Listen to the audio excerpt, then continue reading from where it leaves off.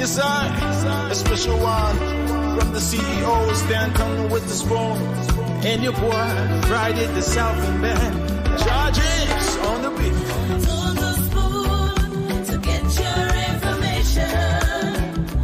To the spoon to be part of our discussion.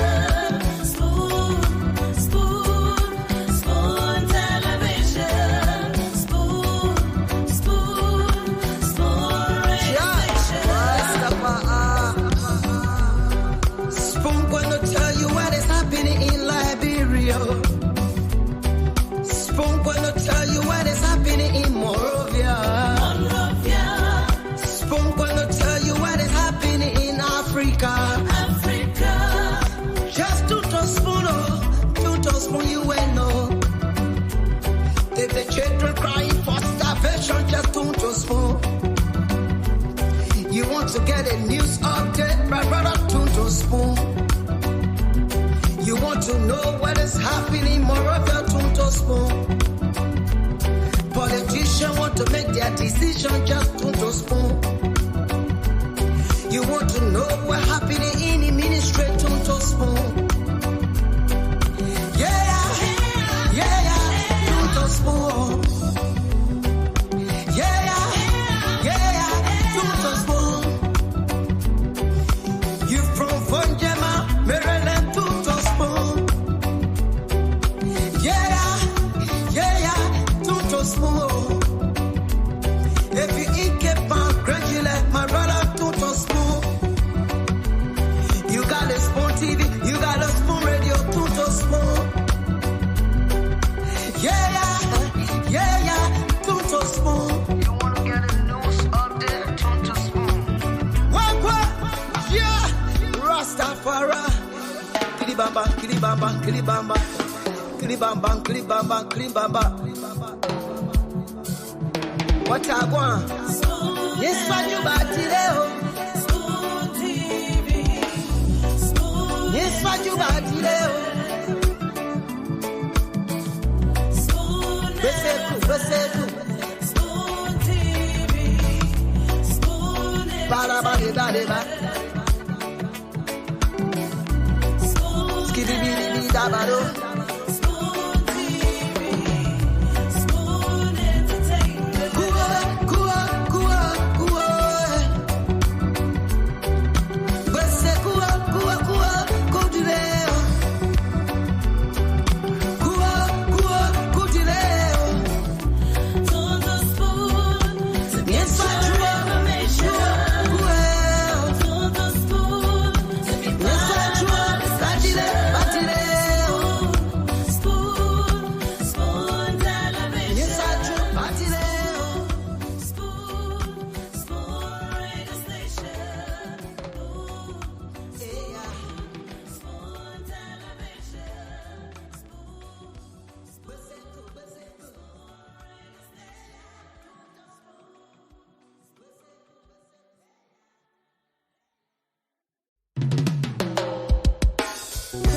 Yes, a special one from the CEO, stand coming with the spoon.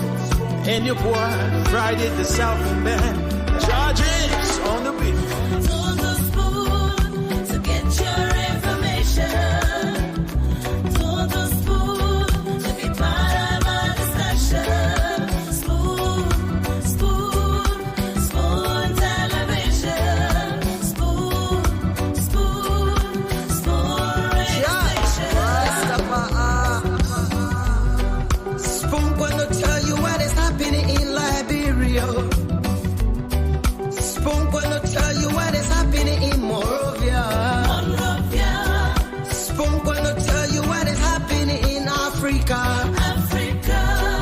Just to spoon you will know.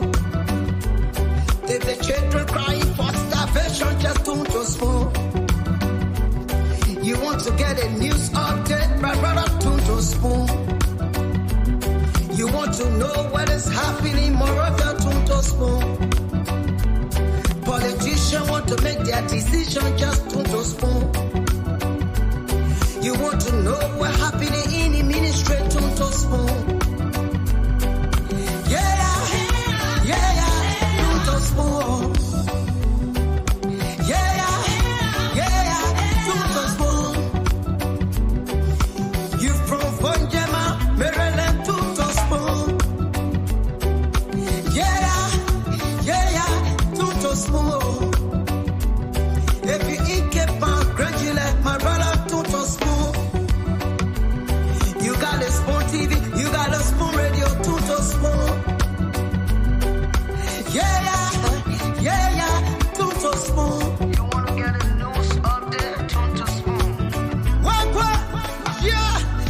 Rastafari. Kilibamba, kilibamba, kilibamba. Kilibamba, kilibamba, kilibamba. What I want? Yes, what you about today?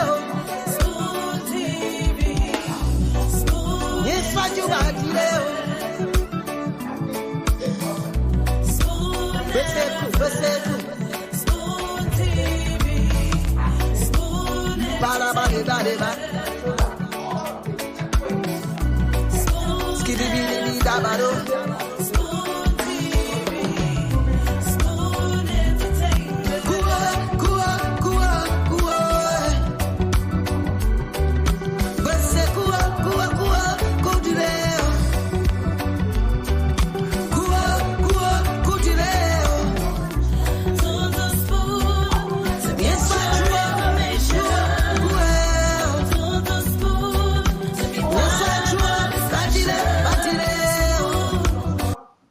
Again, I think we need to review the agreement so that we can bring them to vote and let them really recommit themselves if they want to work in Liberia. Other than that, our people that we thought they were going to help, if we cannot help them, our people say if you can't help anybody, don't injure them. Thank you.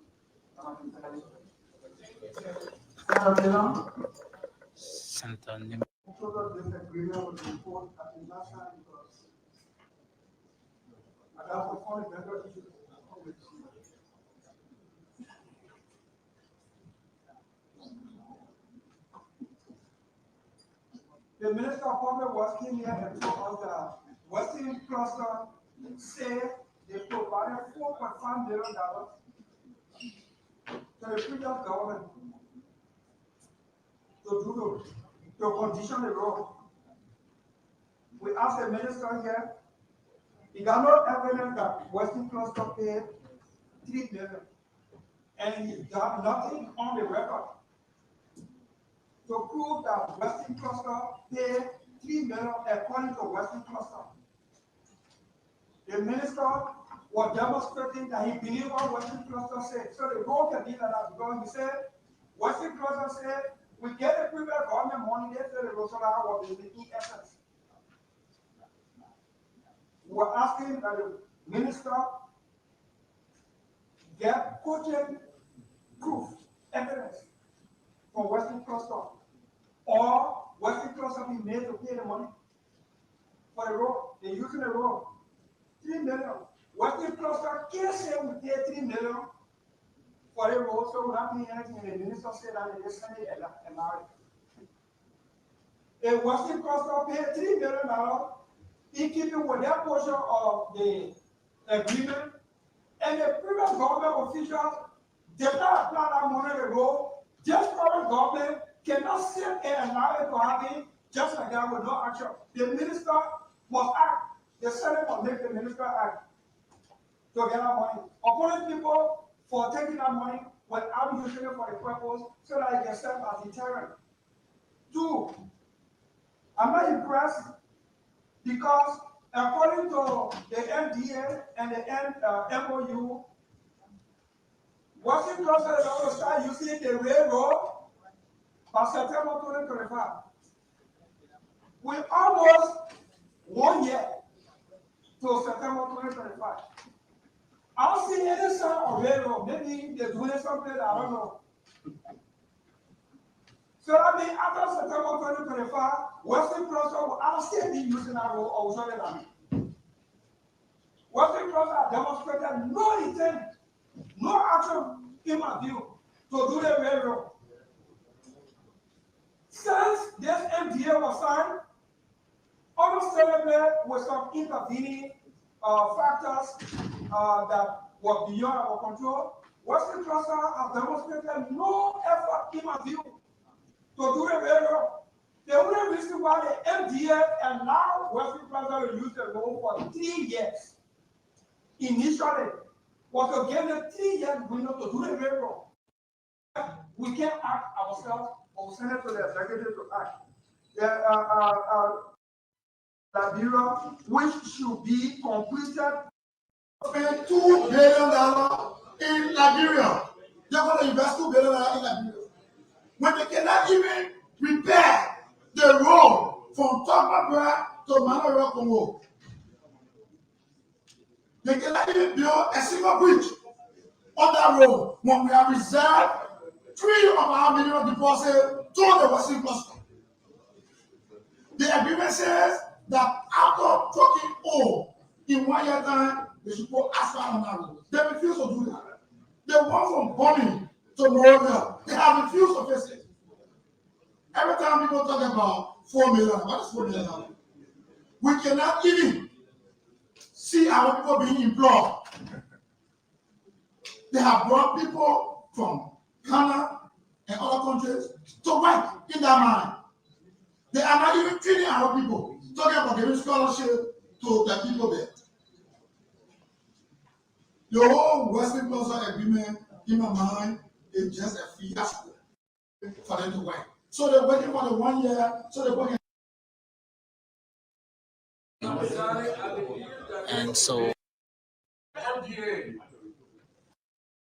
have their vote in foreign countries.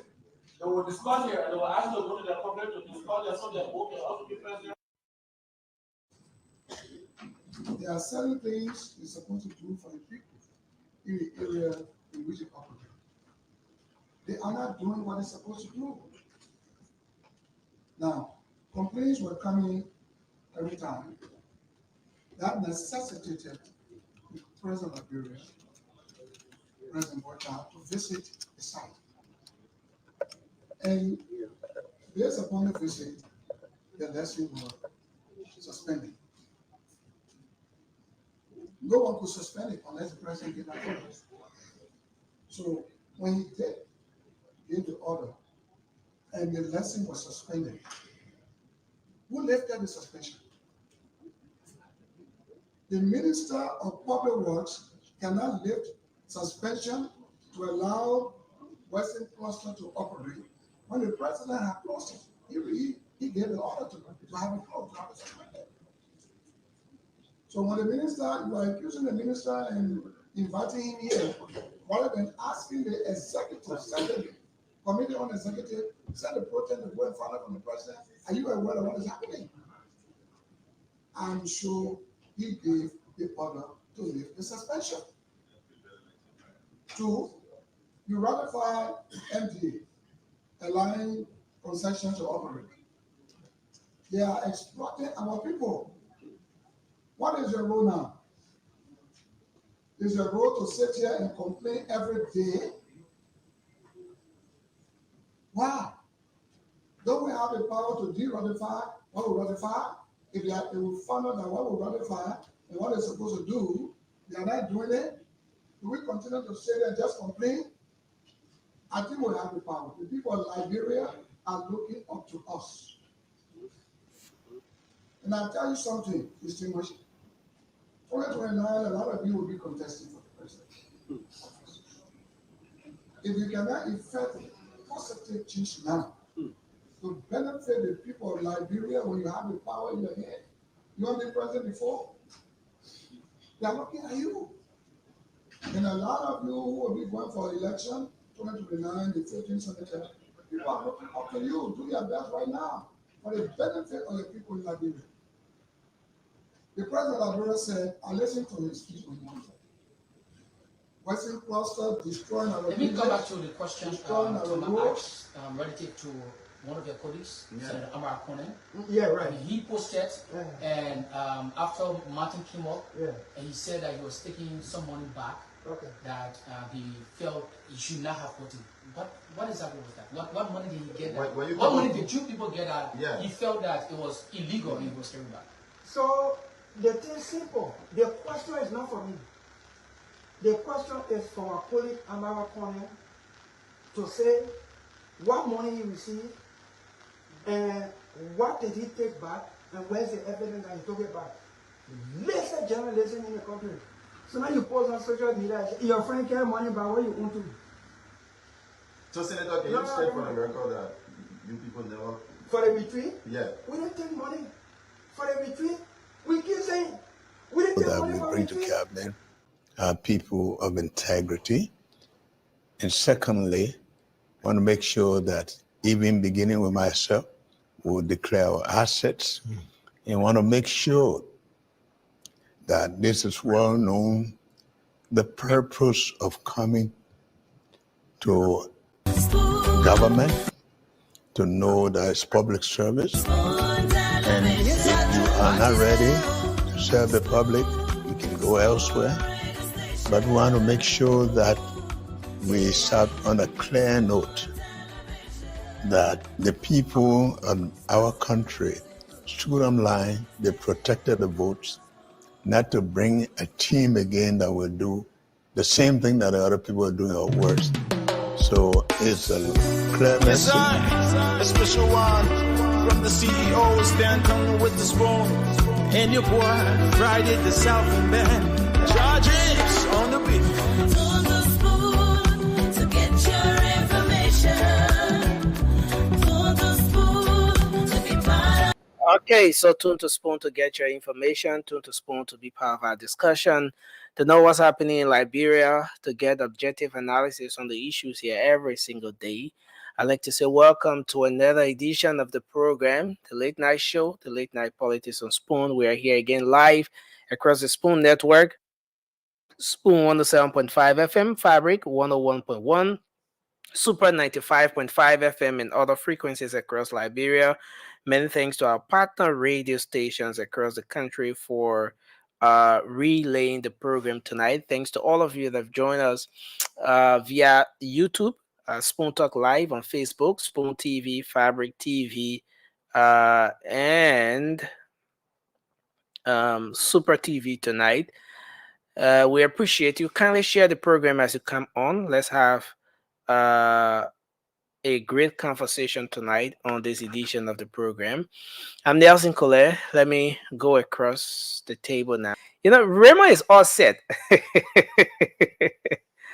The gadgets Raymond is coming with are all state of the art, media equipment, and I'm going to bring Raymond on. I see Cindy is already here, but let me bring Mobile on quickly. Mobile, welcome to the show, man. It's good to have you on tonight. Mobile, you are muted. All right. Anytime you wear a red shirt, red, black shirt, you're going to get muted. That's something I noticed. Nobody when you just bring me on, the recording always, like they unmute. So we gotta unmute it before we start talking. Actually, but thank you, Nelson, and thank you to our listener, both radio, Facebook, and YouTube as well. Let's hope we can have a great show tonight. Always, yeah. Let me bring on Mr. Jedau Cindy, and I bring Raymond on as well. Mr. Raymond, my brother Raymond still give out. You see the man. Man, you guys try to set up your own studio, man. Thank you. I will do that. No, that's that. Yeah, you're right. Actually, we gotta get our own studio and the man Gaja is portable. Jalawu. Man, I like the attire, man. Thank you. How you know what level, man? Let me let that say anywhere you go. Hey, Jalawu. Cindy Jalawu. How you doing? Well, we get God of glory. We good. That's good. My man, Cindy, I know from now to 2026, I think you will visit the entire Africa. It is my mission to see the entire world before I die. I didn't see it because you make your significant progress. I have visited 28 countries. I got several more to go to. The power of the blue book.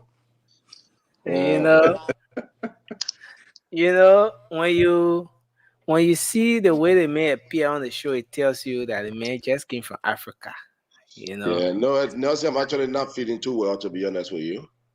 Yeah, I've been on the weather, but things happening in the country, so I'm going to try to be here for at least 2 hours to, give my input. Oh, wow.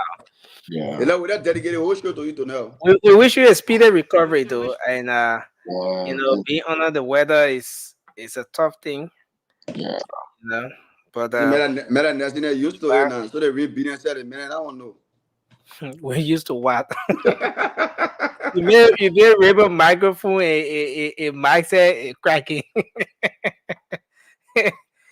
Yeah, man, but it's good to be here tonight. We look forward to a great show. Let me bring Charles on. Charles, welcome to the show. I see Rudolph is coming on as well. Thanks for joining us.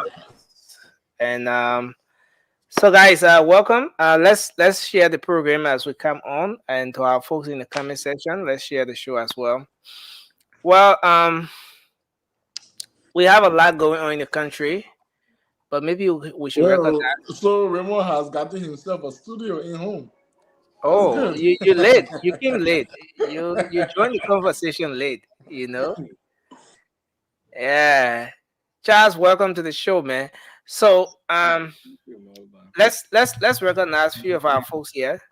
Let's just do it as quick as we can. I think Raymond says the gadget is using is not doesn't permit him to do so. Moba says same. Sandy says same. Sandy, you can see the comment section, right? See the comments. I see the comments. Okay. You want to recognize a few of our folks as we... Yeah, so we have Marcia Snelling. Marcia Snelling is here. Marcia, good evening. Sao Mendera, good evening. I have Mariah Sando, I believe is Yanatu. All right, is watching us from New York. Willietta B. Morris is watching from Texas. Texas is not far from me, Willietta. Mr. Henry K. Massaquet is, what you say, for the... No, go ahead. Mr. Henry K. Massaquet is watching us from Bala Community Pipeline Road. Mr. Eddie, is that Kauai or Kuwait? Eddie, please forgive me. I know that native name there. But Eddie is watching from Canada. And we have Makaya. Is that Makaya Dande Jr.? Good evening to you, Nelson Zombon. Good evening, Nathaniel Weir. Good evening, Lovette Bondo. Good evening. We have Morris A.M. Jabate is watching from the comfort of his home, Zone Point 4 Junction. What? Oh, Point 4 Junction. He's watching from Point 4 Junction. And then I'm going to leave it with Shadrach, who is watching from Yekepa, Nima County. Wow, Yekepa, Nima County. Good evening to all of you. Yeah, thank you. Thank you, Sandy. So, Rudolph, you want to pick a few? Yes, sure. I see Hipko Kasi. Welcome. I see Favor Gorcha Malu Lapu watching from Minnesota. Welcome, Lapu. Minnesota in the building. Yeah, we're here tonight. I see Riley Siaple. I see Prince Yami from Nima County. Morris Mason from Texas. I think these are the names that Sandy just went through. I see John Fireman. He's watching from North Carolina. I see May W. Merchant from Rhode Island, my other home. James M. Small Jr. Yeah, you guys are all welcome. I don't know if Charles wants to take over and say some few names too. I think you guys said it all though. Ontiago, we're on the top. Yeah. Ture, welcome to the show, man. It's good to have you on tonight. Junior. Thanks for having me, man. Great to be back. Eric, Miguel. Yeah. So. Yeah, go ahead and listen. Okay, so we're done, right? Yeah, I guess.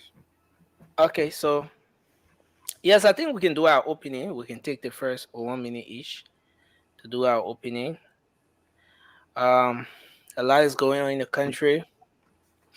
Talking about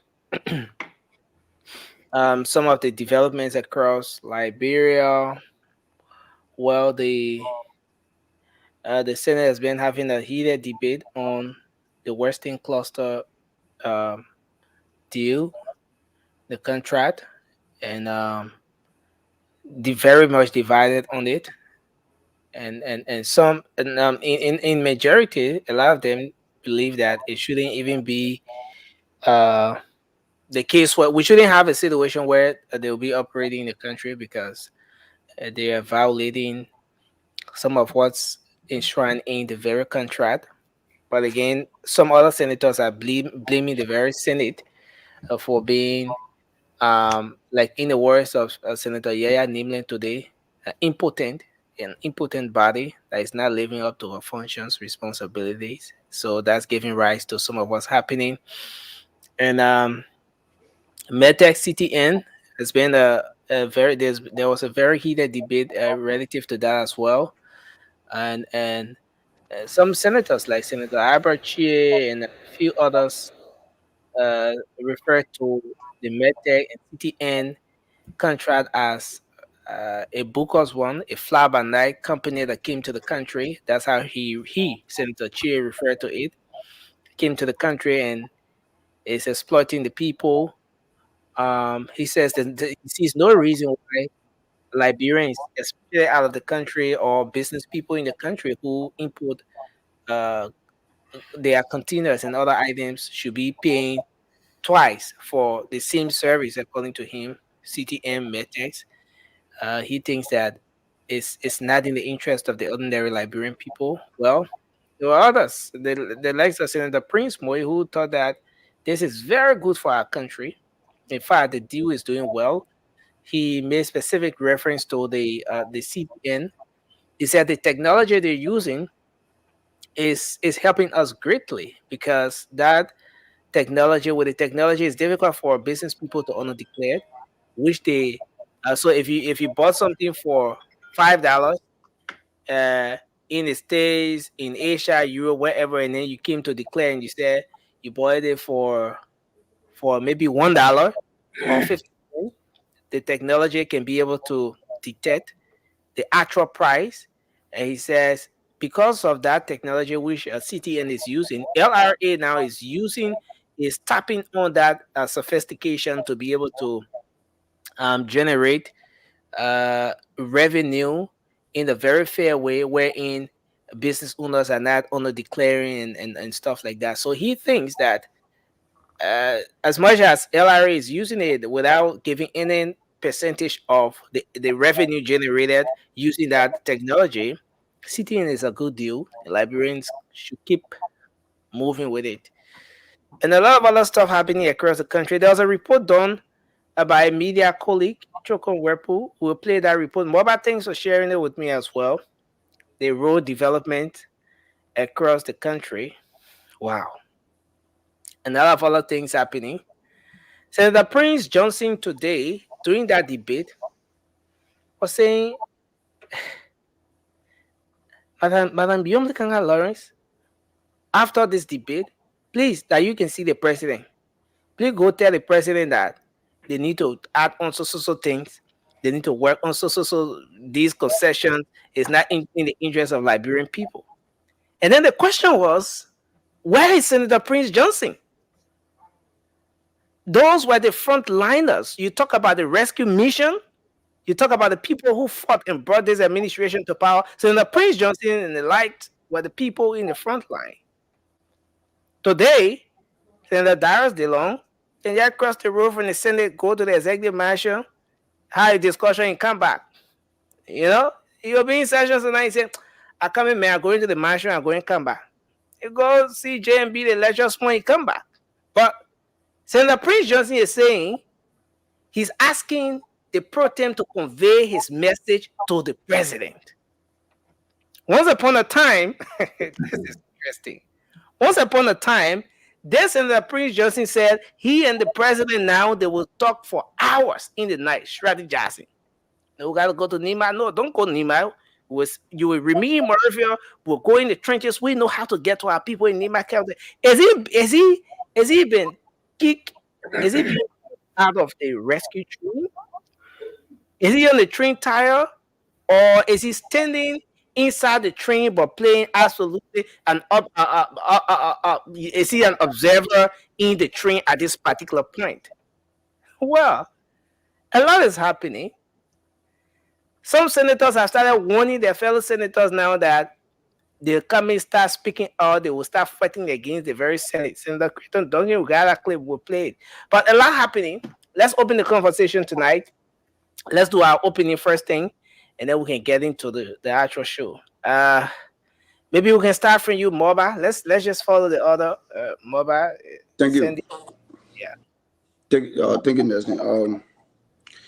Actually, I sent that video to you because I think it is encouraging for our people to know what the president is doing.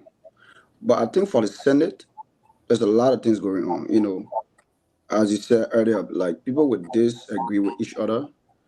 But at the end of the day, I think they all need to do the best in the interest of the Liberian people, because if they're talking about all the concessions and things, if nothing there for the Liberian people, then there's no need for them to be like, oh, you know what, that will keep you other posted. First of all, they need to visit all the concessions and look at what in it for the Liberian people, what the Liberian people will gain from this from those concessions, so that it can be passed over at the end of the day. That Liberian gain, if Liberian benefit nothing, no need for the concession to be there. Like it shouldn't be like individual something, because certain people, I believe, certain people are getting percentage, so they will protect it to their death because they know what they're getting. You understand? So I think it will be a good conversation. I will stop here until we can go through the topic. But for now, I will stop here. Cindy, you guys can hear me? Okay. Well, good evening from my end. It's good to be here tonight. Look, one of the things that when I was joining the show was being played, was talking about the Western cluster, which is in Bomi. Nelson, when I went to Liberia recently, I was in Bomi, I was in Kidman. In fact, I went to Rabosport intentionally to see that Western cluster, where they are operating from. There is a historic man-made lake that is in Tomoberg called the Blue Lake. The Blue Lake was, it came into existence because when Lamco, I believe it's Lamco, when they left, they left a lot of holes from the mining, right? And then that's how we got the Blue Lake. The Blue Lake became like a tourist attraction. Folks used to go there, take pictures. Folks used to go there and enjoy the Blue Lake. I tell you now, Nelson, that the Blue Lake, Liberians can no longer access the Blue Lake. Don't say they say. Say I say. I was there. I was at the gate of Western Cluster. A Liberian lady look at me and say, oh, sorry, you can't access the Blue Lake. It's a mining ground. We're mining there. The Blue Lake now is a mining ground. Liberians can no longer access the Blue Lake. There is absolutely nothing in Rabosport. Nothing in Thomasburg. I was in Thomasburg, nothing is there. Western Cluster is operating at the end of the city. They have their containers there where they have their folks staying. The road that even leads to the Western Cluster operation site is deplorable. The entire Thomasburg, there is no road. That whole side of the country, there is no economic activities there. The whole Western Belt, I went to Thomasburg, the entire city is dead. It's dead. Same thing with Cape Mount, you go there, nothing's happening there. So, our senators, our lawmakers, they come here and they debate about. I don't know, Sandy, for some reason, your audio is fluctuating. It's terrible? Your audio is fluctuating. Okay. So maybe you just need to get stuck in a position, Is it better? Is it better? Yeah, it's much better. Okay, it was on the side and I was on the side. But I'm going to end on this. I know this is just my introduction, right? This is my intro. So I'll end on this. The concessions agreement that are being made need to be looked into. No one should come into your country and just take away and your people are not benefiting. That's an insult to the people. I look forward to a great show. Thank you. Raymond, you want to go? I was enjoying Cindy, and I just wanted him to continue going, but I got to come in. So where are we? Your opinion. Opening on today's discussion. Well, going through a lot of social media posts and the likes, I came across a story today that reminded me of the $85 million the former president took from the central bank as loan to pay salary. And I also realized that the GAC conducted, you know, some search to verify that transaction. And it was verified that 85 million was not required to pay salaries and it didn't go towards salary. That was a difference of $53 million that wasn't accounted for.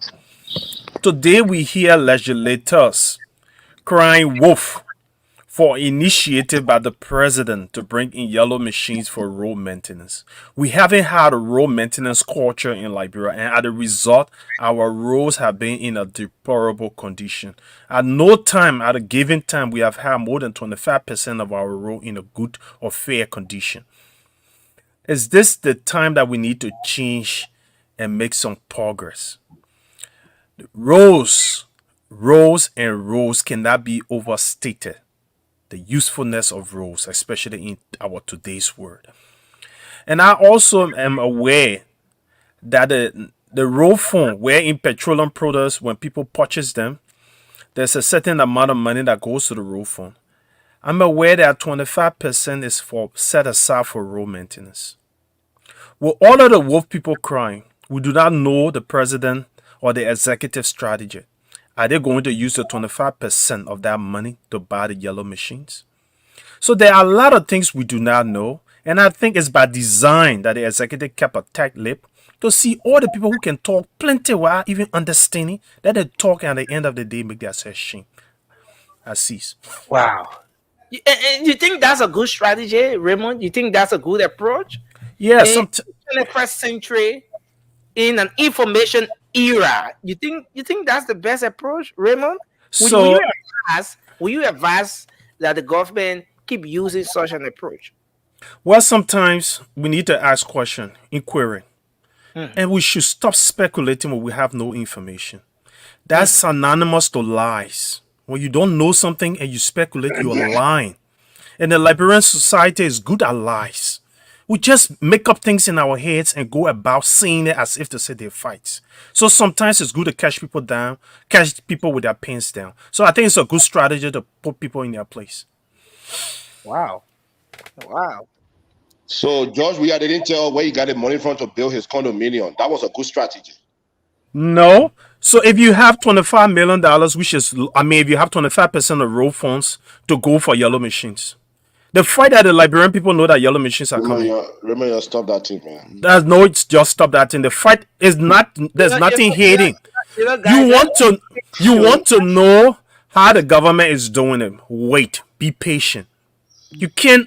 You know, George, we are for not giving us the same information we're requesting now. No, that's not true. But George, was that's not true. The process is not complete. You can't be asking. But I thought I'm trying to talk or that You finish using your 1 minute Raymond and you hijack the show. So we just you. That man asking me questions. So he's hijacking the show. He talked first and now he's talking again. No, it's not. The procedure not even complete yet. No, the procedure. You ask about accountability. There's always a reporting period. The reporting period ain't reached yet, then you asking for a report. Who does that? You. No, let me ask you. No, let me ask you a question. Let me ask you a question. No. After the entire process, you should make a report. No. There's no yardstick as to when he report. That's your assumption. We have to give time to our colleagues to do their opening. Please go ahead, Charles. Your opinion. Let's say 1 minute, sir.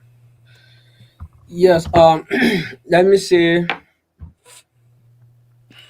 welcome to our people in Radio Land and welcome to all of our panelists up here. I have a few questions. You said something very interesting about Prince Moe and arguing and masquerading around that concession agreement in our country that was signed with Western clusters. They are all good for the people in X, Y, and Z. But again, my question to Prince Moise, Senator Prince Moise, is that what's his own definition for good? You know, when people define words, he was talking about the CTN and METEC, not the Western cluster. All right, CTN and METEC. What are CTN, METEC, or Western cluster, whatever that he said was good? I just want to know his own definition for good, the word good. Because if he termed good to be what our people are experiencing from these companies, then I don't know what we are heading at.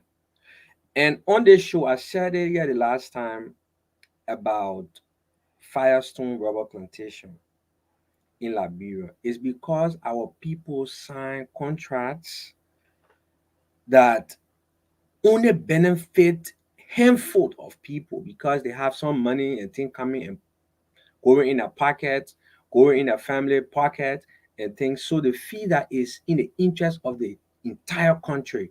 And that mentality is completely wrong. It's completely wrong. You should be there for the people. You should be there to be signing concessions agreement, bringing in companies that will bring change. If these companies are not bringing change and they're taking more from us and damaging our infrastructure, damaging our roads and things, what's the need? Thank you. So I pause here, and I hope we have a very good conversation on these topics that is up tonight. Thank you. Thank you. Toure? Sorry. Rudolph and then Toure. Other way I have kept my hair, I kept my beard. You can still see me. Jumping over me that man. Well, yes, you know, when I look through the Senate, I've been watching a couple of their debates and stuff like that. When I look through the Senate, I see individuals that parade themselves as having good intentions. But then right after they leave section, they go and do their normal business. And if we are to get any good from that Senate, I think they will have to understand that they will have to act as a unit to put forth any good result. Because some days we'll see Prince Johnson will stand and say, "Oh, let's do this." Let's do this. Let's do this. Even if they say everybody can agree, that's fine. But even those people who stand up every day and say, "Let's do this. Let's go back to the rules." If they can just hold together, I think they will be doing us more good than just coming to us individually every time in debate, only because they see Nelson camera on them or they see other people camera on them, knowing that we are watching. Then they masquerade themselves as being good. I think that's a problem. And number two, I hold a view that no company, at least not the first time, should be given a deal for more than 10 years. Because you need to have a period to evaluate their work. Let's take for an example, like this, you gave some kind of company who just coming to you, why you have not even done good investigation yet, no office space, nothing, but you getting 20 years of, you getting 20 years contract. Within 20 years, they don't even have to come back to you for contract because they will have done the damage already. I think it's important that we start to revisit these deals and start awarding at least like maybe 7 years deals to 10 years deals, so that after the first phase, you can evaluate their work and determine if they have done any good and if you want them to continue. Thank you. Yeah, and Rudolph, you're making a very good point. But again, giving 20 years deal or contract, going to 20 years contract, 15 years contract, what have you, is just one aspect, right? That's where the Senate, the legislative oversight comes in. So company X may have their 20 years to operate, but just given the fact that the legislature is there with a robust oversight, you can summon the relevant authorities to always appear. You can revisit the agreement. You can make, I mean, you can make some changes based on the way the contract was designed and all of that. But There can be Nelson, a regular follow up. the thing is, looking at the kind of body we got up there, right? Once these guys have come in and they have settled, they can navigate their ways into the pockets of these same lawmakers. Then now it becomes even harder to look into it and try to make any change. So to cut all of that from happening, let's start giving short-term deals, and then we can have time to evaluate their workings. Thank you. Ture, let's get your opinion, and then we're gonna move into the conversation tonight. Good evening, good morning, good afternoon to our viewers here in the US and around the world. To the panelists, you guys. I don't know if you guys remember this when we're little. I always used to sing, "I'm on my mother, children. I love myself the best. Once I get my stomach full, I don't care for the rest." I mean, Rudolph. You're probably too young to remember that. But look, let me tell you this. I just knew that you were coming at me on that. It's all boils down to value, right? Let me tell you this. You go around this world, your children, your parents, your relationships, do you value them? When you value them, you'll do everything to add value to them. And that's just the basis of this life. You have the lawmakers, you have these government officials. They don't value their citizens. They don't value them. Because if you value them, you will always strive to cut a deal that's going to be good for them, right? But they don't care. Do you guys even care about the value of natural resources that's been taken out of the country? Do they even care about the quantity in which that these mining company, you know what I mean? Like, to what length these guys are operating? They don't know because they don't care. They don't care, right? But any student can go build a mansion in a remote place where everybody can actually look at and be like, damn, that's value right there. It really is. It's a beautiful structure, all right? But majority of the people down the hill cannot even afford $1 a day, right? People only care for themselves. They don't care for the people. They don't. You see that in their actions and inactions. So at the end of the day, bro, we can talk about all these things. We also recently, while being in Rwanda, right? I mean, in Kenya, right? Right? The people felt like government were going to give them a bad deal. What did they do? They came out. The guy in the street. They marched into their parliament, destroy it. I'm not calling for that to happen in Liberia, but if that was going to take for these guys to start doing the work of the Liberian people, I'm all for it, right? Because something have to change. Something have to change. The situation in Liberia needs a radical approach. Everybody sit down and everybody want to be beyond representatives and senators, right? But no. They're supposed to be beyond you. You're not supposed to be beyond them, right? But we hear the people so up so high that we dare not to even caution them or anything. We actually we hold them like demigods. That's what happened. I mean, I can call for my representative in my local county right now. I can call them. I say, I'll talk to you tomorrow. That may have even said to me, right? Because they understand power lies in the people, not them. They are just there to represent us. So if we feel like they are not cutting the right deal for us, it is within our rights to revolt against them. Do we see that happening in Liberia? No, we don't see that happening. And these are things that need to happen. Okay? So, I mean, let me close on this, though. Nothing, at the end of the day, they say if your house not sell you, the market will not buy you. So all of the bad deal that we keep getting is because the people that we send over there to represent us, they are not representing our interests. But rather, when they get their kickbacks, that's what they care about. Thank you very much. Thank you. Thanks a lot, Ture, for your input tonight. So I think we can take on the conversation. A lot is happening. So much is happening across the country.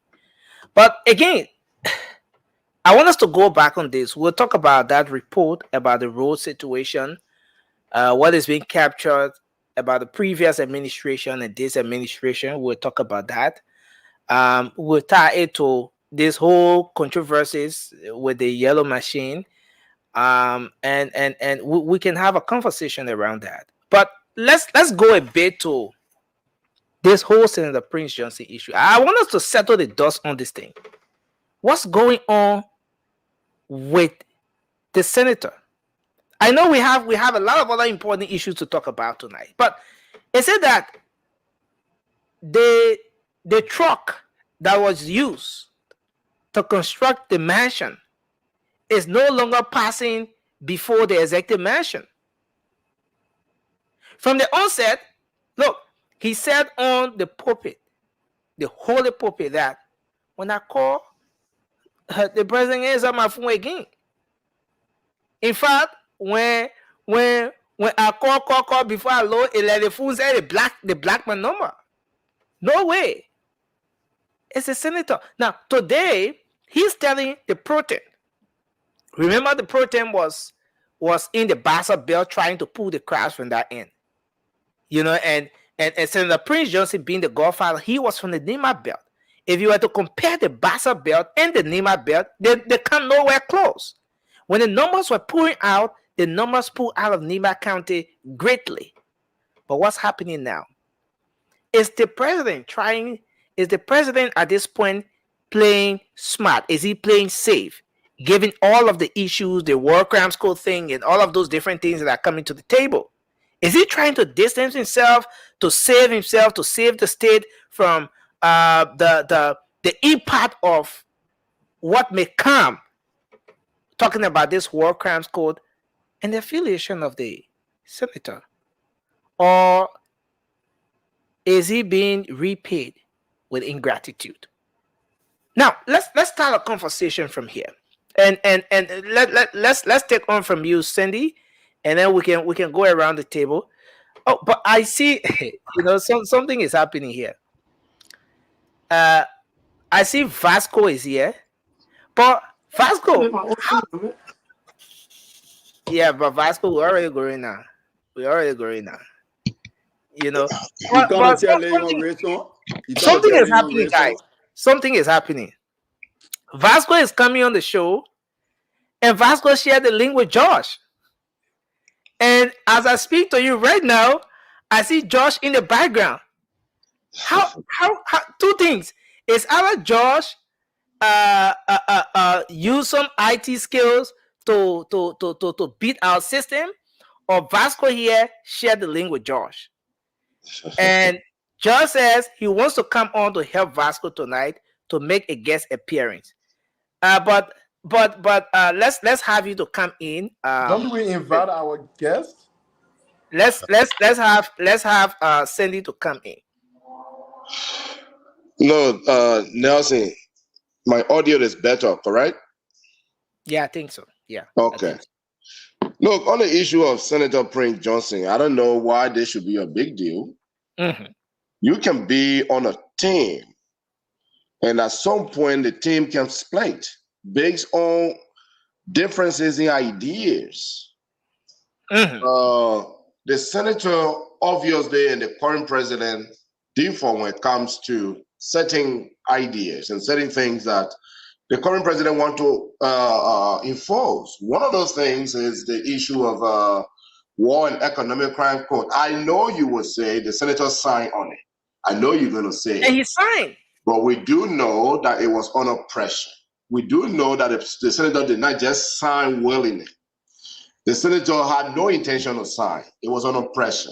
He had no other alternative because it was already passed into law.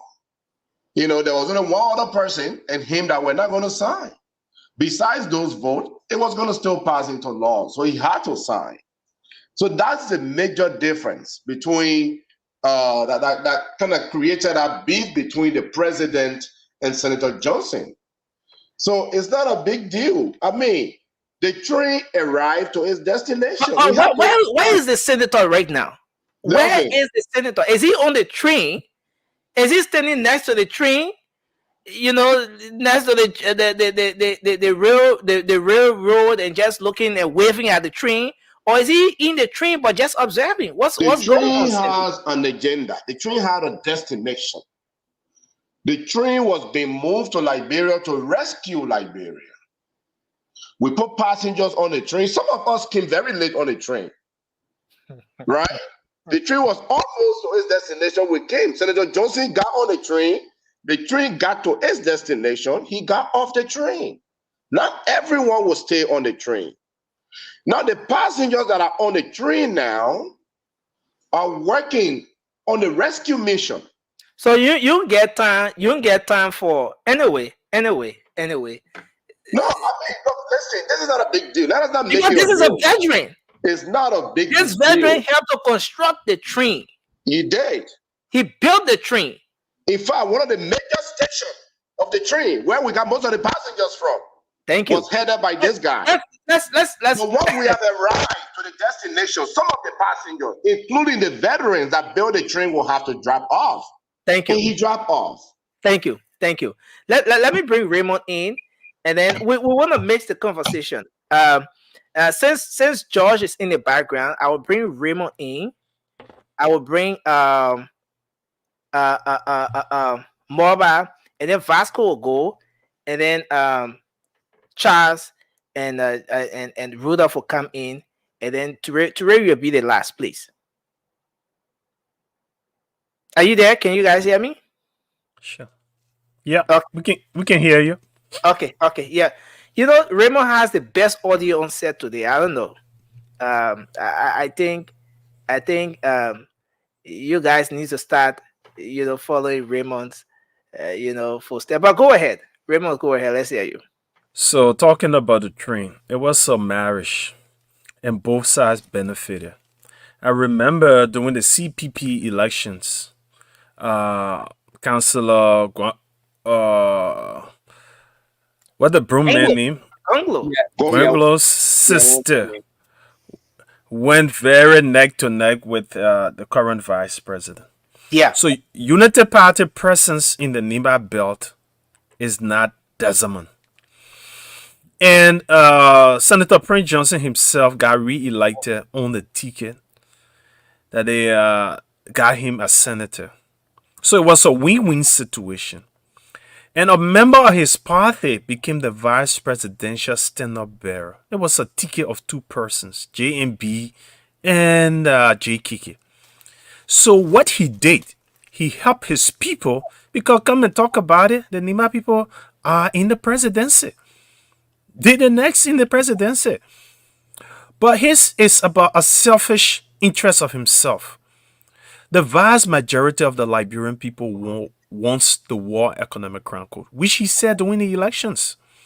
And now, when this government started pushing it, we heard him first, even at his church and other places, giving interviews and criticizing and condemning it. So he walked away from his own shadows. Okay, and that's exactly where I was coming, Raymond. Do you think this veteran, this man who helped to build this train, do you think he walked away from the train, or he was pushed out of the train? He walked away from... It's two ways. Walking away would mean he was dissatisfied. He felt betrayed, and he decided to walk away. Or the other way around is that he may have been pushed out of the train. Give me an instance that would suggest that he got pushed, and I will give you multiples that suggest he walked away. When the rescue mission was ongoing, they talk about bringing about the War Economic Crown Code. Who doesn't know that? But once that discussion started, he felt agitated. And we all know he participated in the war, so he got to account for his actions during the war. No sin will go unpunished. So he's afraid of his own shadows. He was in sound mind when he chose to do all that he did. He got to answer for it. It's not about justice. It's not about sympathy. So he's not greater than Liberia and the entire rescue mission. In fact, one of his partisans is the vice president of the Republic of Liberia. So what he has to say about that? Wow. Someone may say the likes of Raymond, and Sandy, and Moba. These are all UP guys. So they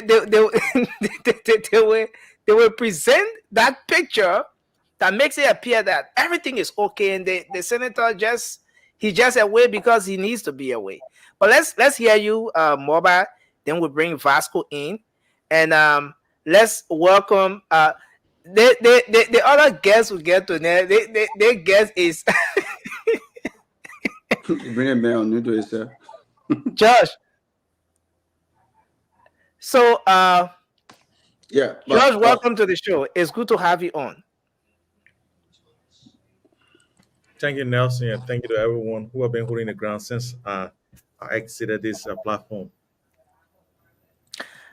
Okay. Welcome. Yeah, Thank you. yeah, nothing. Vasco must start smiling again. Vasco is on a mission, but we'll discuss that issue backstage. Vasco is on a mission. I can understand. Saying Vasco say he recruiting fast editions and fast edition get come. But go ahead, Moba, let's hear you. Thank you, Nelson. Prince Johnson case is very simple. We all know. And secondly, the people of Nima benefited a lot because I think they get people all in the cabinet, and they get a whole vice president.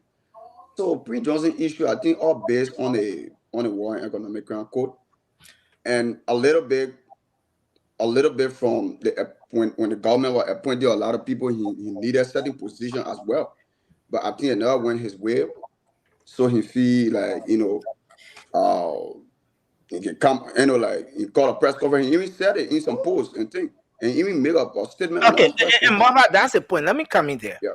If the issue of presidential appointments, positions, is one of the issues that has got the senator out of the train now, are we seeing a repeat of what happened with the CDC marriage? With the senator, you know what happened at the end of the day. The senator parted ways with the CDC because he feared betrayed. The marriage they went into, the positions that should have gone to some of his people did not go to them. No, Nelson, look at Mr. Cry, right? That's the last name from Lima.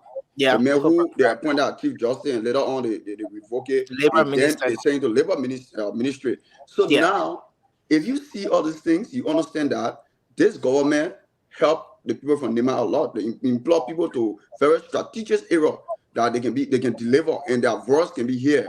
So but from the beginning, you could see Prince Johnson. He emphasized on it as well. He's saying he needed more Nimadian to work in his government. And it can be, it's not possible. And also the work code. So all these things, he came on a lot of platforms in his church, and he lament on it. He brought a frustration and said a lot of things. So his own conscience now, haunting him, he can't go to the president, except he make a dialogue and he's sending somebody there. I'm trying to get the point, just before we move to Vasco. I'm trying to get your point because you are saying on one end that it was two reasons. I listed two. One, the war in economic ground code. Two, and now identical employment issues as well. He emphasized on it.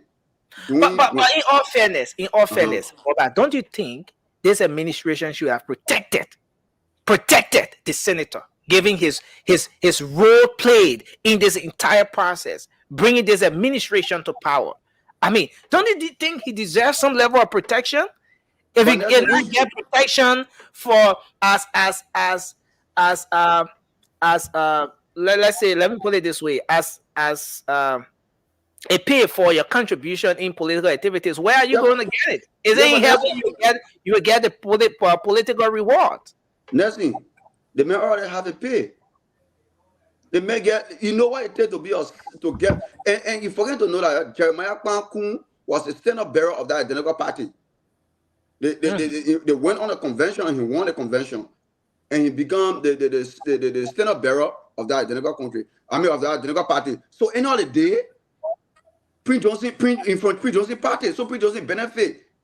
You understand? So Prince Johnson benefit, and also the people that even the president appoint from Nima, they all benefit through a bill, but he already need extra numbers, and it's not how government work. You got to go all around and take people. You can't go Nima because you say Nima. Okay, this final question. This final question. Given the way the Godfather has been treated, if the UP was to go to election to Nima today, do you think they will get that number that they pull out of Nima County, given the current situation at hand? We know the VP is still standing strong. Yeah. But the godfather who held the hands of the VP and introduced him to the president now, he's disenchanted. But Nelson, it just repeats itself. Go to the mansion. Nelson, it just show you. It just repeats itself. Like you remember the by-election, it just hold the person that Prince Johnson put a hand on, they whipped them massively. So what are you talking about? Yeah, Thank so you. that did that thing part. So as long Jeremiah Kpankun is go in Nima, he is the vice president, and when you're running as vice president, the Nima in here will fall. Thank you. Vasco, let's hear your take on this issue. Thank you, you guys betrayed the senator. He campaigned for you. You guys went into a marriage. You have made fabulous promises to him. You have betrayed him. He turned against you. He campaigned against you, massively, miserably defeated you guys at the ballot box. Now he's facing the same situation on the other hand. Nelson, it's not his team. It's not his team, Nelson. It's not his team. They can't compare the both. First of all, Nelson, let me correct you. The CDC will never betray Prince Johnson.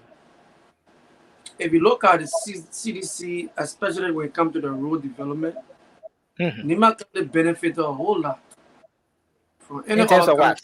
In terms of what? In terms of road development. Okay, it's good that the next video I will play will be about road. So I want us to go there, but go ahead, make your point. Yeah. So I mean, Prince Johnson already knew this president. Before going to support this president, he classified this man as somebody who is one of the 10 ungrateful lepers. He said it. So he know that this man is ungrateful. So what is happening to him right now? And I can call somebody ungrateful leper. Then I turn around and go back to that ungrateful person. But the ungrateful lepers are nothing now. That now we're ungrateful. Ungrateful lepers, so back up among them. Okay? So I can look at you and I know you are ungrateful. The president who left, he been ungrateful to people who help him. He did it to the former president. The former president sent him all of the country for a medical treatment. When he was at the point of dying, took a personal money and sent him. When he came back, he supported the protests against the president government. So this should just show you that this man is ungrateful. What they are doing to Prince Johnson right now, the United Party know very well that they cannot win election with all the support that came from Nima County. You saw the way the election result was going. It was Nima County that turned this whole thing around. It was just Nima County. So to be ungrateful to Prince Johnson, like what they're doing, Prince Johnson was welcome to go visit President We are anytime. He talking, he's a walk to the march and call the president. They talk. Prince Johnson backslided from the CDC. We're going to give you 20 seconds. Because there were a lot of offers given to him. You know, but Vasco, you making all this comment. Do you have the morals to question the Unity Party of betraying Senator Prince Johnson? When in fact the very Senator Prince Johnson complained about you, CDC, of betraying him, of not living up to your promises. he may not have used the word ungrateful lepers or what have you. Vasco, no, don't put your hand at that, like, you know. No, I mean, this is serious, Vasco. We on a big platform, right? Mm-hmm. I dare anybody to go and bring a video. You will hear Prince Johnson mentioning the Prince Johnson problem with the CDC was that CDC has certain amount of money for Nima County. I can't recall the amount. CDC has certain money for county development fund. County development. That was his point throughout. And he was only funny on an escape route to support the rescue mission. Then he But started what to you bring doing with the all money? these things up. But let me tell you, not talk about. That's the only claim. Go check all over. Thank you. Prince Johnson and President we were cool.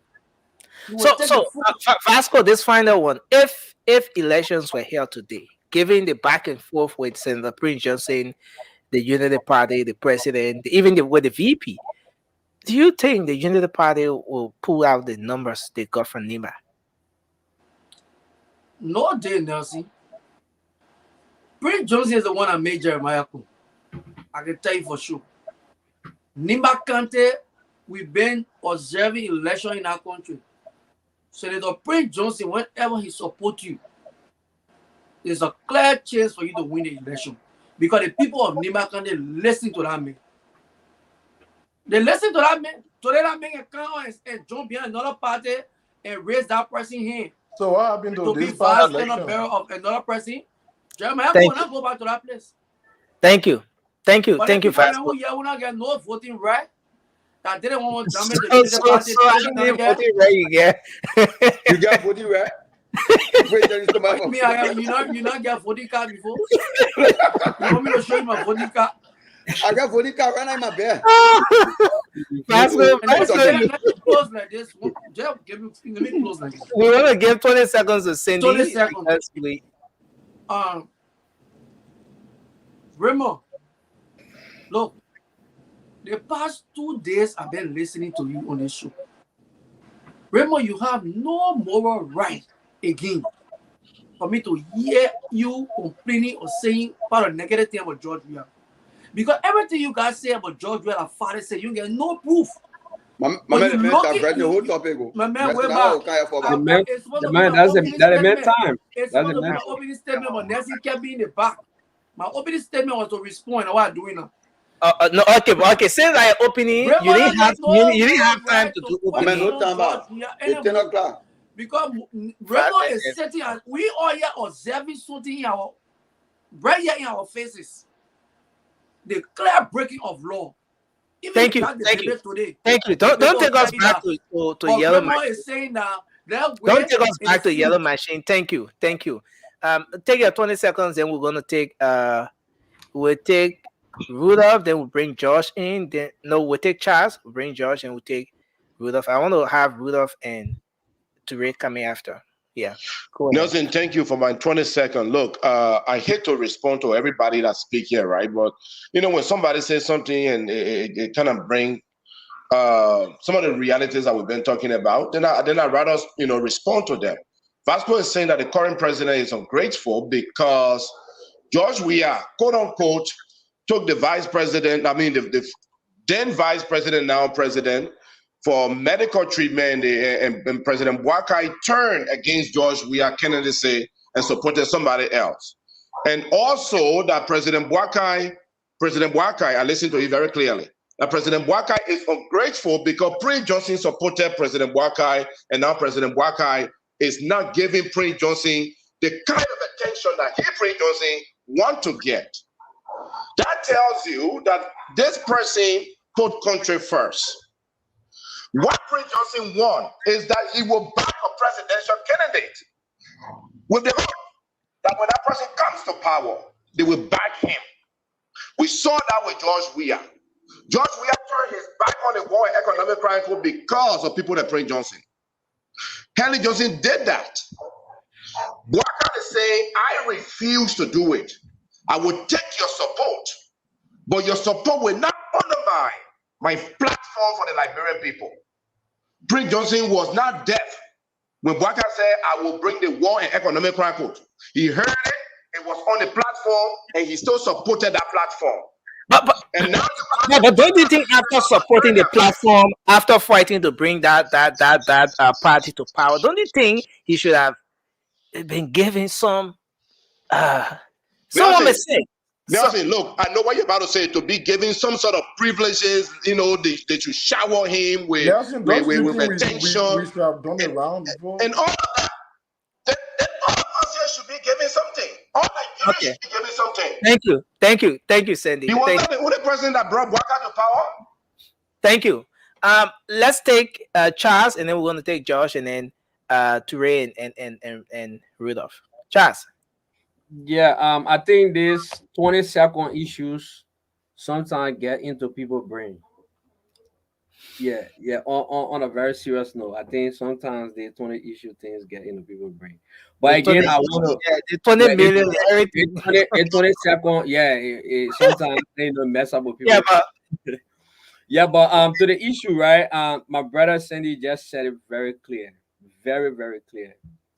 There's no reason why you want the current president to shower Prince Johnson because he supported the government or because he supported the Unity Party to the presidency. Like he said, it happened during early time. It happened during George Weah time. And now that's what he wanted. That's exactly what he wanted. But because this president is not adhering to that, so he take a step back. And people say betrayal. The current president betrayed him for no reason. He was not betrayed. He was not betrayed because like why is he not having access to the presidency like before if he was not betrayed? Because he said don't want the assets. He can still come to the assets. We still run after our economic. No. Charles, don't take us there. You heard the senator when he said that after the election, especially when the war crimes court thing was about to hit the floor, he will call. There's no response. He tried, no way. And then later he said, "Look at the black man no more." Now today in session at the Senate, he giving a message to the pro team to convey to the president. You know what's happening? There's a word that we all need to take home tonight. Karma. Karma, it had to come back to people in our country. Karma, people have to hold themselves responsible for atrocity, for things that they did in our country that put our country back today. People need to hold themselves responsible for that. And the step the current president is on, he's on the right path. Whether he pick up Prince Johnson call or not, the fact that the economic and war crime court is going to be established in our country to bring people to book, and they should be prosecuted for what they did in our country, I think is very much fair and indeed in the interest of Liberia. Another thing I want to say, one thing that Prince Johnson normally pass around with, I listened to him a couple of times. He said something about TRC. He said the reason why TRC is because people went there, they confess and say this and say that and blah, blah, blah. So all those money that the people use on the TRC process, why now they're coming up with economic and war crime code? Okay. It's still okay. It was not your money anyways. It was not your money that conducted TRC. No. So the fact that you went there, you confess, now is the time now for you to get your payback for what you did to the Liberian people. And so I think even Liberians that are listening to us tonight on this topic, I think there are people that even have some, they have some worse things to say than some of us on this platform. You know how many people, you know how many people Prince Johnson's and the likes of other people have caused families? People have business in their house. That's the war crimes code thing there, you know, and all of that. But if you want to go into that, then maybe we should say that he's not the only person who was involved. That's what I said. He's not the only person. And that doesn't mean, again, someone may say that doesn't mean that if he supported a particular party process or whatever, he shouldn't be given the privileges, you know, the leverage and everything he deserves, you know. But again, just conclude 20 seconds, then we move on. And people talking about elections in Nima County. I heard if elections were to be held today. If election is being held in Nima today. Let me tell you something. Before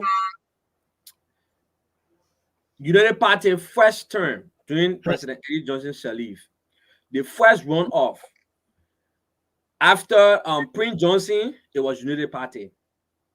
The second elections after Prince Johnson, it was United Party.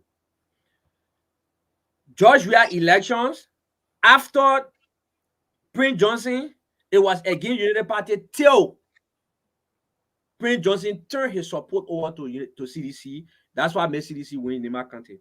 So United Party has always been having a stake in that identical county. So whether Prince Johnson or Jeremiah Kuhn, if election is held in Nima, United Party will still get numbers in that place. So nobody should come and say, oh, they will tie it to Prince Johnson. And let me tell you something, Nima County, the people mentality and voters' minds is changing gradually. Gradually, people are changing. And so with that mentality that, okay, anybody he put him up, it happened like Moroba said, the by-election of recent, he was whipped. Thank you. The senator said you pray for the both candidates at one. So it only happened that one person on the prayer was public, the other person on the prayer was private. The man who he prayed for privately, that the man won. Oh, you go post about him or then he said the person. Yeah, that the man he prayed for publicly. Yeah. But let's hear from our brother Josh. Josh, it's good to see you. It's good to have you on tonight. Let's hear your thoughts on this particular issue. Thank you, Nelson. And am I loud and clear? Yeah. All right, good. Look, guys, I think we can all sit here and accuse Prince Johnson of being a killer, of all the negative connotation. Why we cannot accuse him of is being stupid? He's not stupid. Mm-hmm. So there is an eminent evidence, right, of betrayal that is there. He wouldn't have known that Bwaka was serious, was going to go for this war and economic crime and still supported him. We can't after hearing President Bwaka doing campaign. People say a lot of things during campaign and they don't do it. Even the CDC at some point were very, very much behind the war and economic crimes code. We even in some of our campaign 2017, it was mentioned so many times, but that was not something that was going to pursue anyway. And so there's so many things that make people to turn their backs on certain things they said during campaign. Campaign speeches are different. My brother, a politician will tell you they'll build a bridge where there's no river during campaign. So the thing is, why we cannot accuse Prince Johnson of is being stupid? He's not. So that means he was fooled. He was tricked into giving his support to this current administration. It's fair. Look, I don't like the guy. I don't think Prince Johnson needs to be, a stakeholder in our political sphere. I don't agree. But look, it is what it is. Nima is one of the biggest county in the country, and the people there, the Guild especially, believe in him, and they're going to vote for him all the time. So look, we have him to contend with.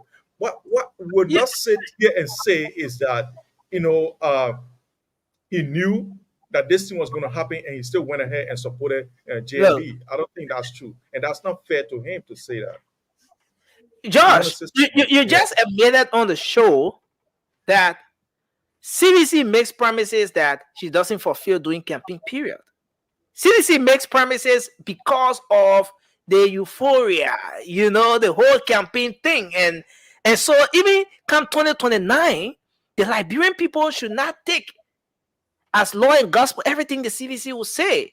If I heard you right, Josh, you said, though President Bwaka, in fact, in 2017, you said the CDC campaign on the war and economic crimes code, but they didn't do it. And so it was expected that President Bwaka, despite having spoken about it, will not do it. Josh, is that the best approach if this country should get better? Do you think those are reasons why the CDC was kicked out of power? Nelson, I don't agree. And here's the thing, and I think we gotta be mature about it when we are saying it. The thing is that not everything when you are not at the executive mansion that you see is doable, right? When you get there, the same condition exists. The same people you see around here parading on this platform, all these guys you see here, they say, as soon as we come, we'll see George Weah for the 2 million. We'll go and take out MedTech. We'll take out CTN. What is CTN MedTech right now? CTN MedTech, I come into import container Liberia, I'm going to pay them again. these people told us they were going to do it. So guess what? There are so many things that are real that you think you can do before you take power. But when you sit in a chair, you look around, you realize that, oh, if I take this one out, the chair that I'm sitting on, I'm taking the leg off, right? So there are so many things that are responsible for politicians not owing to their promises. But those things sometimes the condition exists and they can do it. They will do it. And as I heard my brother Sandy say, the TRC, not the TRC, but the World Economic Crime Code was already law. There's no law in Liberia yet for the Economic Crime Code. This one is an executive order. Executive order is completely different from a law. It's not a law. Guess what? After 1 year, you have to reinstate that executive order again. There's no law being passed for that. So we cannot sit there and say it's a law. But one of my last statements I want to make, and I'm not going to go into for some reason, your audio is very, very terrible. I don't know if because I have a headphone on, but it's terrible. I think that he's outside. He's outside. So maybe if you can click on the station, then we can bring you back. Yeah, I'll do that. No worries. Thanks. But George confirmed how smart President Waka is. Sorry for interjecting here. You're hijacking the show, Cindy. You just hijacked the show. George is good. George is good. He said something. You're not paying attention. Me, I pay attention. Okay. We're gonna. He said Prince Johnson is a smart man. We're gonna come to you. I don't want to forget a point, but it's okay. I don't want to be treated as your point. Ture, let's hear from you. Do you agree on this point? George just made about. This is sometimes you make campaign promises, but you don't have to live by those promises. What do you make of Senator Prince Johnson's current position, given all he put in during the electoral process? If we were to go to another election today, would the Unity Party still be at the same spot it was? Well, absolutely not. Make no mistake about that. Absolutely not. And I agree. I agree with certain segment of Vasco position and that of George. By the end of the day, I just feel like they are the wrong messengers. If anybody other than these two would have said anything of that magnitude, of course I would have taken it and run with it. I told your 6 years is still fresh in the minds of Liberians. So whatever you do right now, you just re-aggravating, those nightmares of 6 years that was. But let me say this: the situation of Prince Johnson, you can term it to be anything. Number one is a political marriage that gone wrong, and that's okay. People get in a relationship. Everything good from the onset. Then 2 weeks, 3 weeks into it, we start figuring each other out. And then, and the next thing you know, we come to terms with the fact that maybe during the honeymoon stage, we were so blinded to not have done some due diligence in understanding all of the X and O's. And we start to live together now in the same room. Well, waking up in the morning, looking at each other with no makeup and nothing like that. Then reality started setting. Then at that point, we realized that we are not even compatible to begin with. So look, this is politics. It happened. It's not a strange thing. We saw it happen with CDC, with the same Prince Johnson, and now we are seeing it again at a different level, though. Because obviously we know that was for political benefits. But JMB is for the benefit of the Republic. So that's a vast contrast, right? CDC are in it for political expediency and political opportunity. JMB is actually getting out of this marriage because of the country. So that's the difference. And anybody who want to come here to try to, draw any, sort of coalition between the relationship with Prince Johnson and President Bwaka to that of former President George Weah and Prince Johnson. And obviously, you have not done, your political, like one-on-one. Intelligence. You have not done politics one-on-one. All right.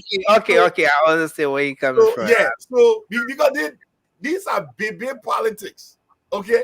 Like I said, 2017, JMB had to have grown from some of the relationship that he should have sort of engaged himself with, and then do what he's doing now. But because of the kind of person he is, because of his religious background, because of he being kind of fair dude, don't want to go into an agreement where he would just step out of it. That caused him 2017. Or that he would have made the same, arrangement in 2017.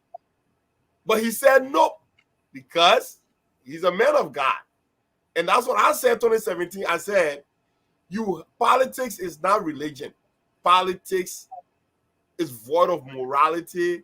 It's void of everything that you consider to be decent. Politics is not decent at all. Thank you. Somebody can agree on something today. If I know that thing not gonna help my bottom line 2-3 years down the route, bro, I'll kick that thing down the road. That's Thank what you. politics is. Thank you. Politics is current. Politics is for the future. So any agreement you feel like you are not really it's not gonna pay political dividend for you, then obviously that is a relationship. Am I muted? Ture, am I muted? I'm not hearing you. I'm not hearing you. I swear to God, I'm not hearing you.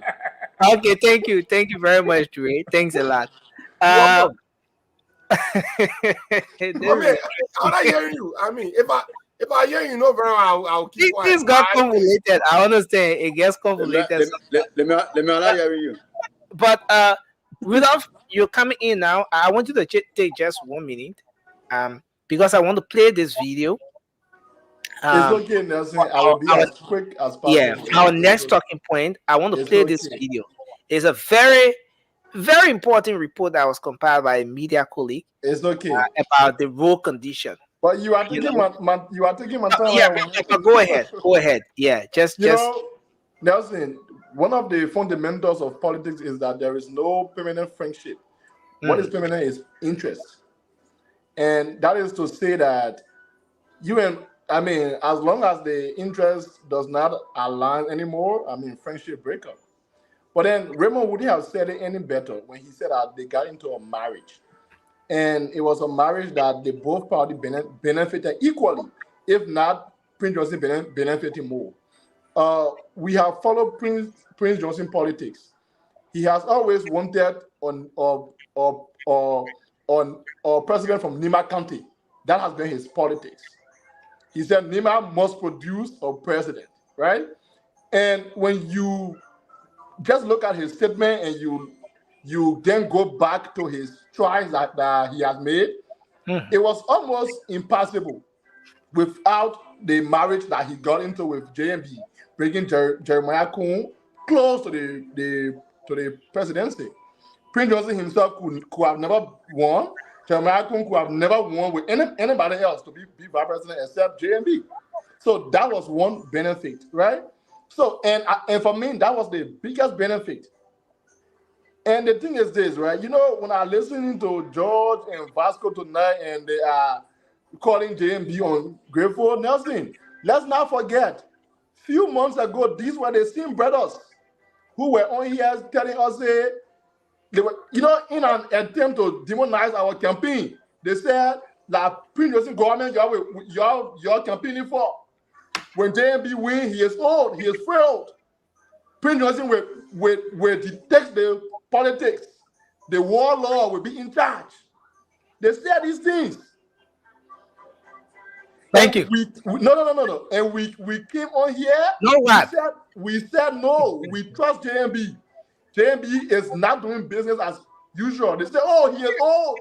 Your watch. They were even sanctioning the government because it will be a Prince Johnson government. Today, JMB has proven courage. He has proven strong will. He has proven that he is, he might not have the luxury of age in his favor, but he's a wise man. Thank you.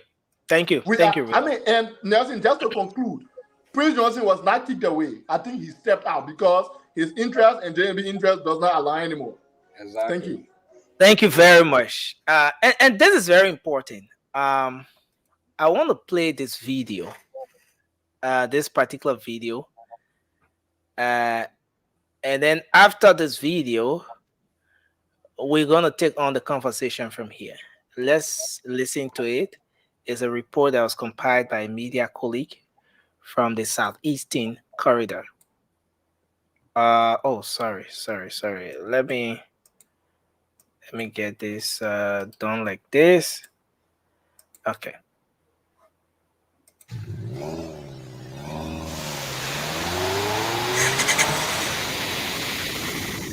The Southeast Corridor, leading from Ganta City in Nimba County through Grandjide, River G, and onto Maryland County, has been in terrible state.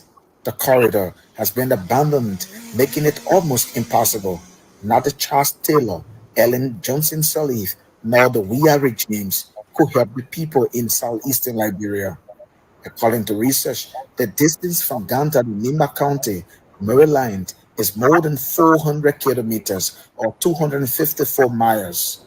To travel by car, you need approximately 570 minutes or 9 hours to conclude your journey. As we traveled over the weekend, we asked some motorcyclists about how this road condition looked like over the last 20 years from 2003 to 2023. Then close to line, no vision, you can see highway. On the highway where you face now? Yes. No, the way it feels. How many hours? You go right, sometimes you can make 2 hours, 3 hours then. Before, if I pick up from Ganta to Swaju, I used to spend 2-3 days on the road without a reach because of the condition of the road. Before, if I pick up from Ganta to Swaju, I used to spend 2-3 days on the road without a reach because of the condition of the road.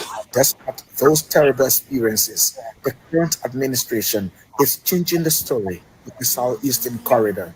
The road is now in good condition. Vehicles are no longer getting stuck.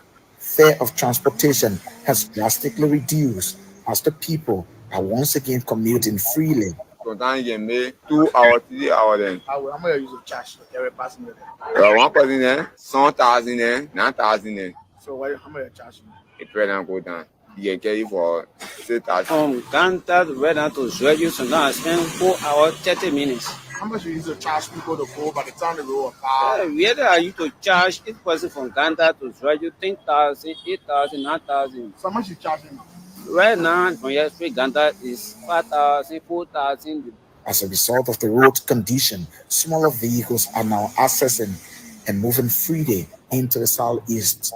Motorcyclists Lawe Dolasin and Alexander Dua, two of the longest serving cyclists on the Ganta to Zwedru and Tohapo Highway, were thankful to the government for the intervention. The road is better right now. Everyone we are enjoying the road. What I would say to the government right now is an appreciation. Firstly, I let us say things appreciation to the government because the first time when we used to leave from Ganta to Swedru, it was not an easy job, brother. There was difficulty on the road was very bad. But as you can see now, as for me, if I take passenger from Ganta to Camp, I spend 4 hours, 10 minutes. Our assessment mission shows how the road is in perfect condition, but the government needs to stand its ground to maintain it in order not to get it back to its previous supposed state. It can be recalled, then President George Weah, whose regime styles referred to him as bad road medicine, could not help the situation faced by the region from which he hailed. Report had it that he and many of his officials would normally use the Africa Coast to access several counties in the southeastern part of Liberia. From Grandjide County, this is Trocon Repo reporting. So many thanks to my many thanks to my media colleague. Many thanks to my media colleague Trocon Repo for compiling that very unique report. I don't know, something is playing. I don't know what's playing. Nelson, you good? You good, Nelson? Okay, so let's get you to no something is playing here. Okay. Okay. So this is where we are. A report compiled from that corridor. An independent journalist compiled this report. What does this mean? And today we are having controversies about the yellow machine situation.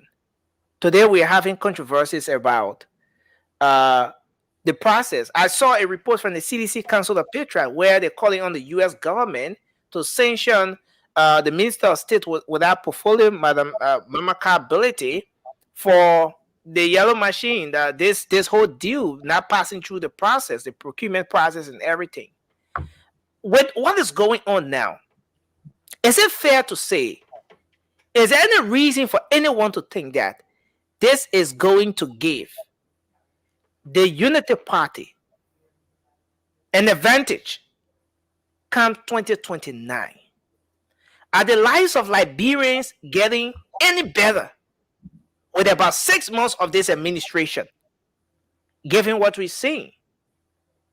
Is this below our expectation when the conversation during the campaign period was sparked about arrest, road, agriculture road? Does this in any way match the expectations? I mean, let's have some conversation around this. And I'm going to give it over to Moba and Ture. You guys can take over as I make some adjustments in the background. All right. So we're gonna start from the queue from the bottom. So we're gonna start from Josh, and then we just go up. All right, guys. Thank you. Look, I just want to maybe just a sidetrack the question. What time was this video made? Is that in March or in, No. It recently. It just when they complete the road recently. Ture, you laughing? Because I know what rain does to our roads, right? So I was just about to ask the same question. I know what rain does to our roads. If you see the first picture he showed, you will see water on the road, right?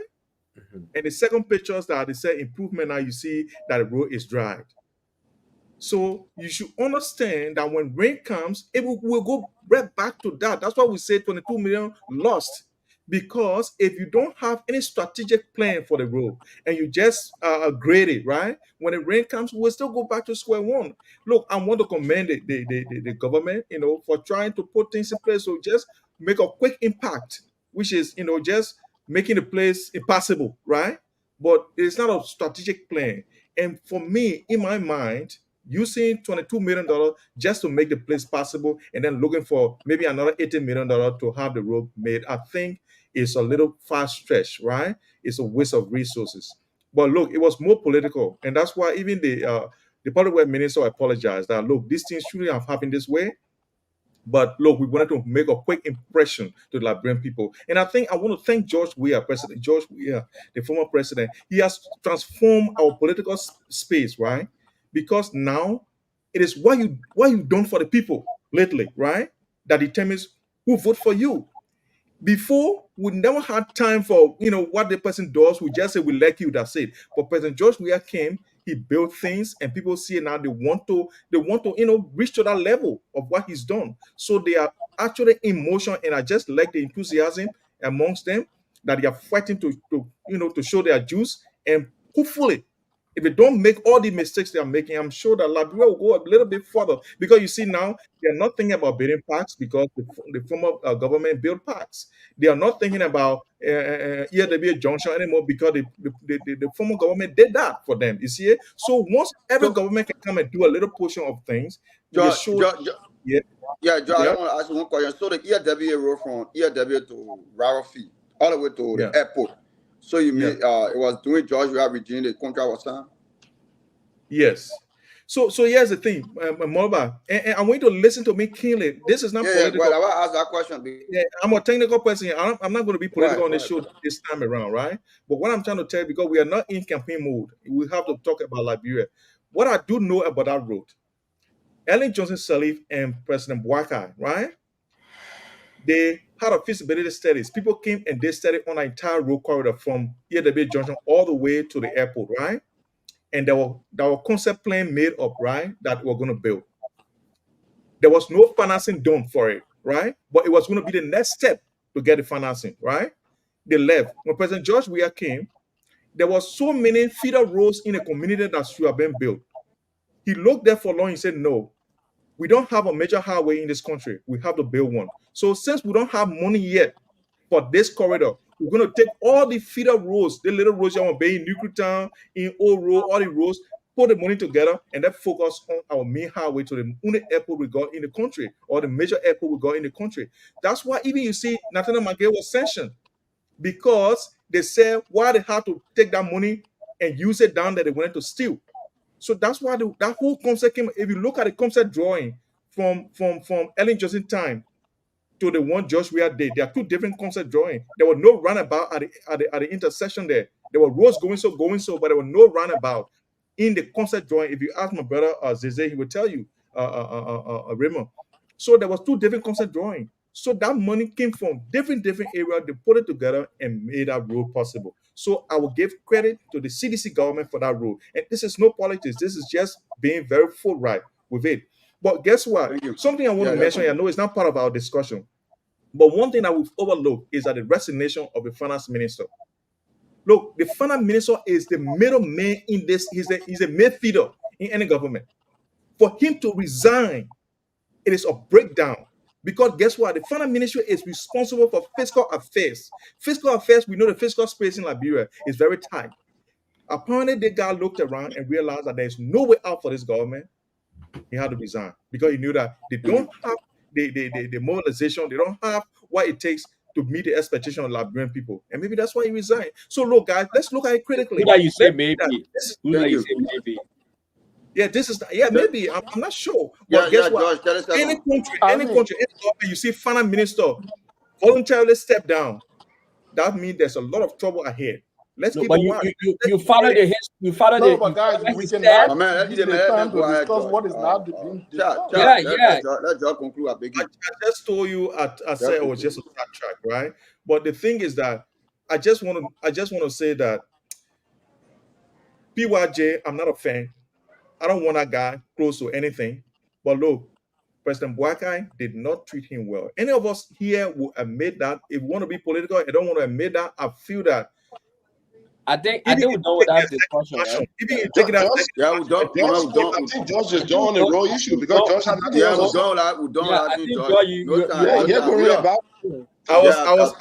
talking about that when I watched. Man. We don't. We don't go ahead. We just going by it. Okay, guy. You know, I mean, I don't know about you guys, but if I was once paying $10,000 to travel from one country to another, and now I am paying full, I mean, I think that is good for me because that is me saving $6,000 just to go. To come back again, that's $6,000 saving, so that's $12,000 I am saving. So if that's not good, then I don't know what good is. You know, we can all come here and say, during the rainy season, the road will be bad or what have you. But, these people are happy for once. The happiness that they have been deprived for years. You know, when they were voting, that was top on their list. I was fun with Fix the Road. He failed them.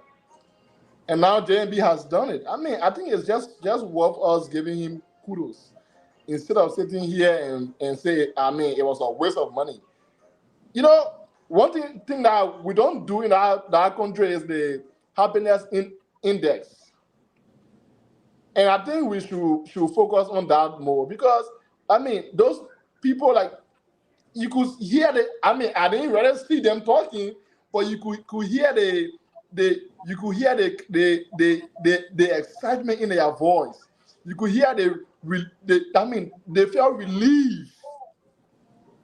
So yes, I think that's a very good start, and we look forward to see that happening all around the country. Like I said, I am from Bapolu County, and we would need to see that too. We would need to have paved road like that where we can leave from Antan Gatema and go to Roosevelt within like maybe 3 hours. We want to see that every part of the country. Thank you. So yeah, for this road issue, we just stop here for now. I think it's a good job in the right direction. Thank you. Even though we are still questioning the yellow machine issue. Yes, though we are questioning the yellow machine issues, but I think this administration deserves, a hand of applause for work done so far. It is very, very much important that we appreciate the little. Even the Bible says the little you appreciate is a stepping stone for the greater ones. So the little we need to appreciate as a country, as a people. Because what George is saying up here today, he just validated the point that yes, indeed, the man who you got claimed to be bad road medicine, indeed, like the bad road trouble.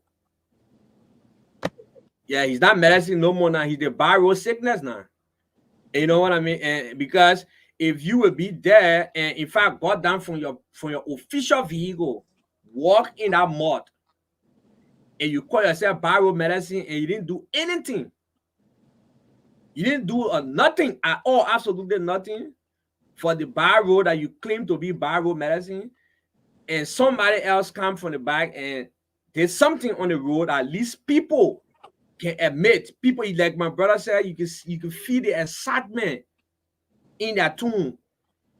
That kind of happiness, you can see it coming from their heart. It's like a relief. And you hear saying that you have viral medicine.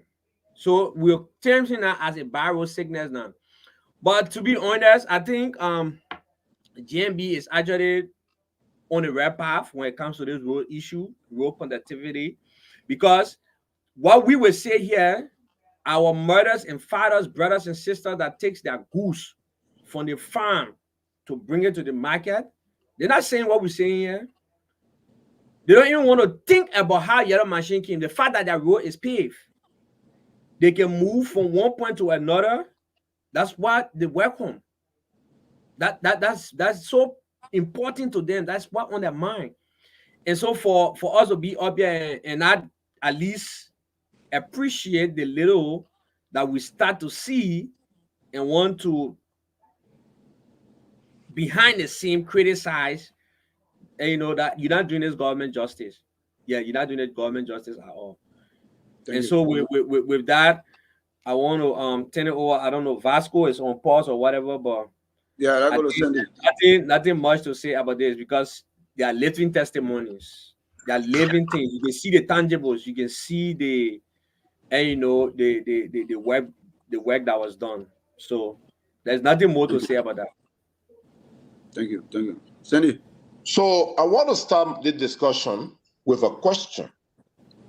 When is rainy season in Liberia? When do we experience rainy season? When does it start in Liberia? April 15. April 15. Right. I asked this question intentionally because few years ago, by April, the beginning of April,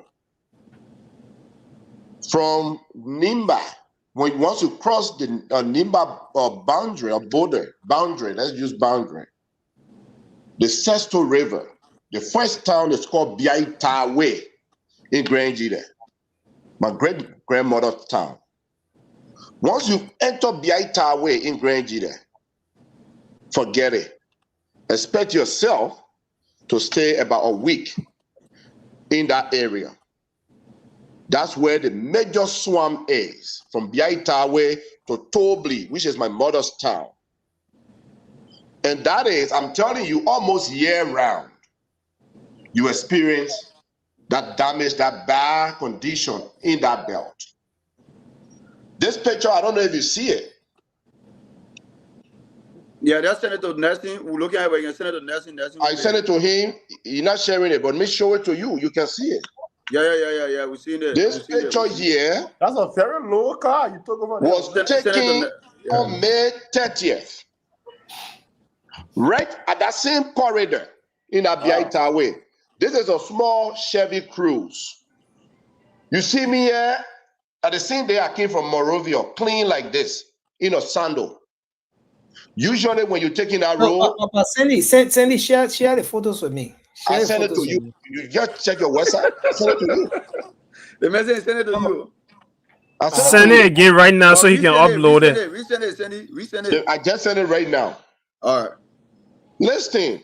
Sandy, I ain't get your number, man. I ain't get your number. Like your baby. You will know I will send I get number to you. You will know. Anyway. Don't put a message in the No, on a serious note, usually when you're traveling that road, you have to be in rain boot, you have to be in raincoat, you'll be all muddy. I was in Sando. I drove a brand new Chevy Cruze, small car on that road. I'm telling you, I left Ganta around 9 a.m. I was in Zredru in less than 3 hours.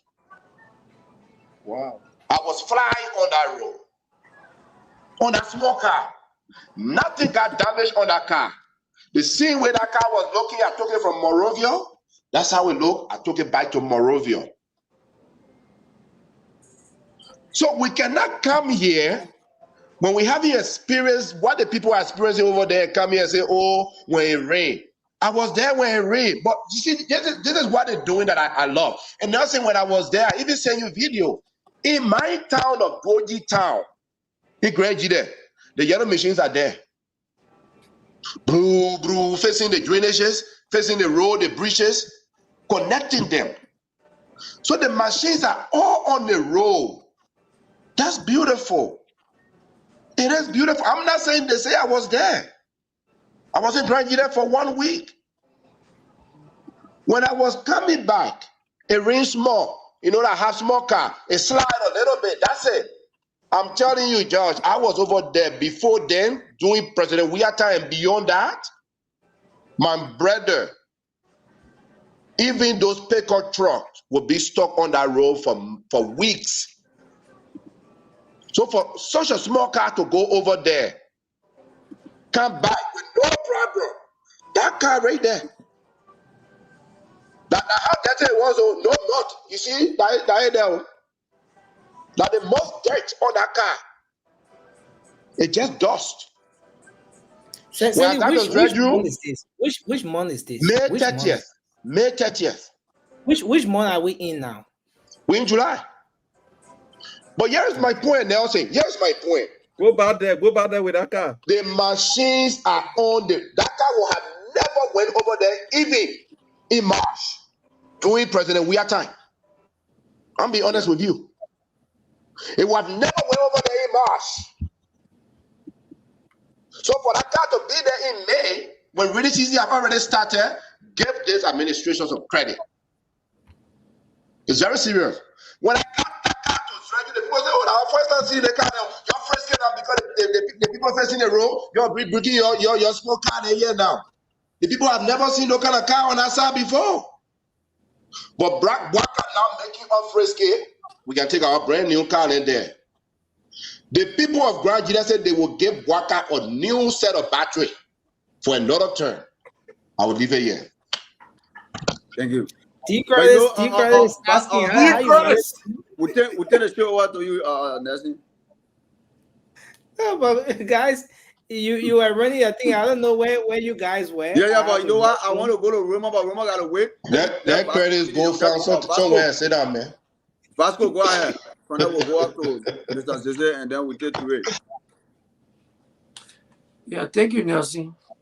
I mean, it's a pity, right, to see young people who live in a developed country clapping and praising Dusty Road that you requested $22 million for. Look, the work of the government is to make sure that its people live better. President Weah, you know, sometimes when you be talking, I just be looking at you. When President Weah faced the road coming all the way to my hometown, Zoro, in Lofa County, Dusty Road, He make it all a quota. All of you here. Quota in your hometown? Is that what you're telling us? Can we verify? I said, going to my hometown. I said, quota in my hometown. The quota stopping right in Salaye. Salaye, I can just walk from Salaye 15 minutes read to Zolobo. If you know Lofa country, you think the whole country like that is Southeast?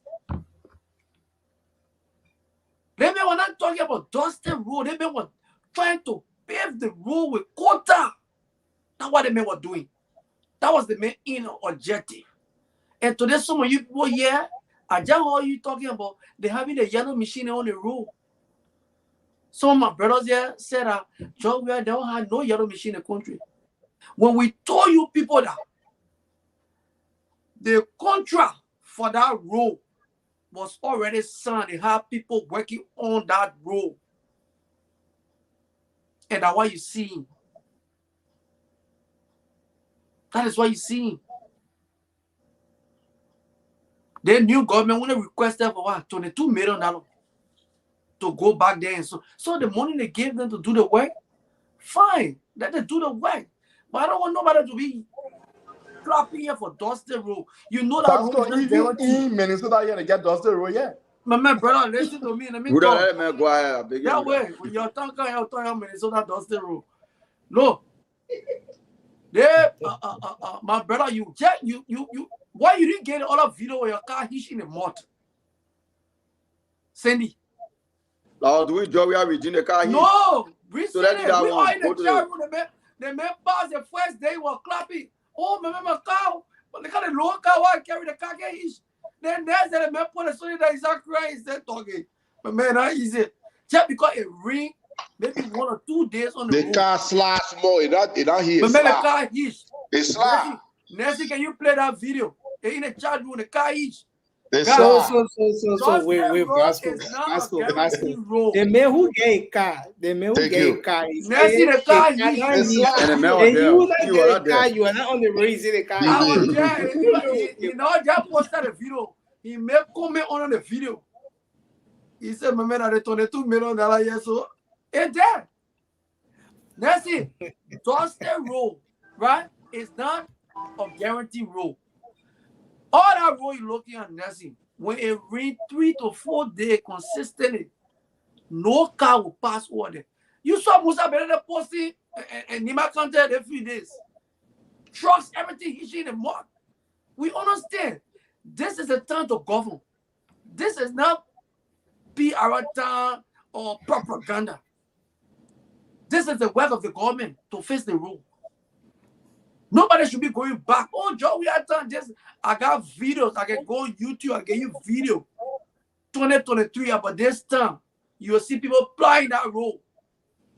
Hey, man. Wow. I send some of that video to you. Nancy, check your messenger. I can send some of that video. I send a YouTube video to you. June, July. See car flying the place. They see everything you're talking about. Dry season. The yellow Michigan Greater Line Road will be the same way you're looking at right now. But if they rain 3 to 4 days in row, that whole road is damaged. I was going to not that engineer. You're talking, I think you guys want to talk. Okay? The whole road get damaged. So nobody should come here. Wait, is Vasco against Tonette? But you be either rubbing me. When Jenna I rather talk when I talk, I can mute my mouth. Okay, but when I talk, you will talk. Yeah. Thank you. So Nelson, no, Nelson, you see. Let me conclude quickly. But I thought you concluded. No, okay, take 20 seconds. Yeah, take 20 seconds to conclude. Yeah, I will take 20 seconds. Look, because you're like trying to fix the thing, but it's not easy. But just take 20 seconds. This is the work of the government. Nobody should hail any government here for fixing the rule, for fixing Dustin rule. For me, I can't give them any credit. That is the work of the government. That is what they should be doing. People pay their taxes so they can live better. So you can't sing hallelujah because you get some journalists money to do PR for you and they wear what they pass on video. Then you bring it, you play here. You must play that video from now to September, October. Let's see how the road be looking. But man, Buggy Russell, which one hurting you? So Nothing so has to be. Vasco, I just give you reality. Your first day Vasco, Dusty Road and the I- city, you brought 2 yellow machine. You put Vasco. seven behind you plying the street. Joe, we have brought about 40 some machine. You don't find no seven behind it. Because somebody go fail one day Dusty Road. How in the 21st century, you see some people who in America who see development. Vasco, I Then you drove be on a boasting Dusty about Road just Dusty yesterday Road. for about 30 But minutes. you don't want Thank you, Vasco. You don't want Thank you, to Vasco. remain like that because you boasting about Dusty Road. Okay, That's please what let I'm me saying. please let me speak. What are you talking about? Please let me. Then you boasting about Dusty What Road. is that? We're not talking about guys, major. That's not a major road you drove on. That was just maybe. guys, let's do this. So please, Boasting about Lover Road. Let's give our brother Raymond time to please speak. let me speak truth to the subject matter. The only person on the panel here who have built roads in Liberia, besides me, nobody else. So I'm the only one who can speak with expertise to the subject matter. Nobody man, right? That's Nobody true. saw you to All I think Vasco talking a one fly. day. You get no video to show to all like you. Okay, so let's hear from Raymond. So after all the tapata, That you only used to throw Mabutu back. Anyway, that go ahead. after all the tapata, Mabutu video, you will never see Remo Sal. My man, Vasco, I'll mute you, please. I'll mute all you now. after all the tapata and the untruth say about the road sector, I'm the only person with institutional knowledge about what we're discussing right now. So I hope we can listen and give me enough time to speak truth to the subject matter. First and foremost, Use my time, Ramon. Take my time. no, people spoke here for more than 5 minutes. So That was and it. I ain't using nobody's time. I will use my own time. I will speak for No, I'm a time 5 plus minutes. Okay, then at 10 minutes I got. The very first things, Jalawu Sandy, this segment of road you talk about, the soil condition there is so poor. The haulage distance for laterite to place on that segment of road that you just mentioned. I have done the assessment on that entire corridor. And let me start with what Ellen Johnson Sirleaf did, talking about the road sector and the bad road condition for the Southeast. During the Ellen Johnson Sirleaf tenure with an African Development Bank funding, she started a road from Harper, went to Plebo, from Plebo to Fishtown, and the works are still ongoing. So this government intention about roads started during the Ellen Johnson Sirleaf. It takes more than $3 billion to build all of our roads, our existing roads in Liberia. So what is happening is the technology of engineering. You can keep a road corridor during the rains. The very first thing to build a road, an earth road, is to compact the road using the suitable material, laterite. When you compact the laterite, rain will not just make laterite into mud because it's compacted. And what you want to do, you want to have a slope on the road like this. We call it a camber. When the rain comes on the camber, it washes off. And you're going to have proper drainages that will take storm water from the roads. We'll do something called score check to ensure that erosion do not eat up the roads. All of these things start practical engineering. When you know it, you can talk it. And that's why, Cindy, you saw the road stay in pliable condition. The young man who did the video, he's not an engineer. Those who plying the roads on their motorbikes, they're not lying. What reasons they have to lie? He went and talked to real people in real time. As a matter of fact, rainy season starts from April 15 to November 15 in Liberia. We do not do major works in the rain at that time. We only do road maintenance. The $22 million the Public Works Ministry gave out for road maintenance for 2 years. And when you do the road economics, the feasibility why you should do road works, if you don't do that, the hardship that will take place because you can't transport goods and services in the very locales, the economic value for it, the $22 million is decimal. Even the vehicles that plow those roads, after going through those terrible roads after one trip, the cost for repair, like Cindy just said, practically, he went and he didn't have to do much with his vehicle. Had he taken his vehicle in a terrible road condition, Cindy would have to have broken all of his shaft, his shock absorber, and the likes. Her honor carrier would have been bad. And we have been the cost for transportation. Imagine that for the locals and what they're doing right now. Besides that, there are more other things because I've done a baseline study on road development in our country. When you do intervention in that place and afterwards go right back, the value for money is decimal. But again, people will play politics and not being earnest. People need development, and we are playing politics for $22 million. I will remind you, President Weah, when he was leaving power, took a loan from the central bank of $85 million and said, well, for payment of salary. The GSC investigated it and realized that $53 million did not go towards salary. Nobody talking about that. We're talking about $22 million that taking our people from the stress of bad roads. And let me talk about the roads going to Roberts Field. During the President Ellen Johnson Sirleaf, we did all of the designs. Total estimate for that road was $80 million. A 4-lane road to go to Roberts Field. We did all the marking on that road with demolition of people structures on that road. When you demolishing structures, that means the project is on. President Weah Kim, government is continuity. He continued the project. Kudos to him. He waited to the dying minute before he did it. President George Weah ground broke with President Ellen Johnson Sirleaf in 2017 for the Lofa Road. Kuwaiti phone. Money was available. Government had continuity. He continued it. The road from ERWA Junction to Coca-Cola Factory is the same road corridor that leads from Coca-Cola Factory to Ganta. It's the same project. It's a World Bank project. The roundabout, we did our design in 2016. More elaborate than what we have. The roundabout. They overpass. Before the ministerial complex, we're not supposed to have it like that. We're supposed to have an overpass. The Chinese government was supposed to fund that. But the George Weah government were not able to negotiate and secure that funds. It's gone away. So everything that George Weah did, and the money used for the Roberts Field Highway, it came from the road fund. Who initiated the road fund? The idea that everybody go buy gas, you take 25, 30 cents. Ellen Johnson Sirleaf left millions of dollars in the account for George Weah to inherit. The yellow machines that George Weah, this man talking about 47, they are used machines. The money's from the road fund. The road fund has a component of 25% for road maintenance works. And the road maintenance work is what?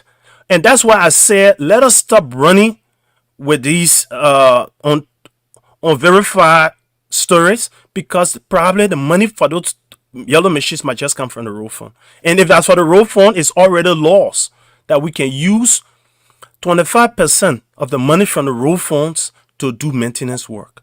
And no yellow machines will be doing maintenance work. They are meant for the maintenance centers.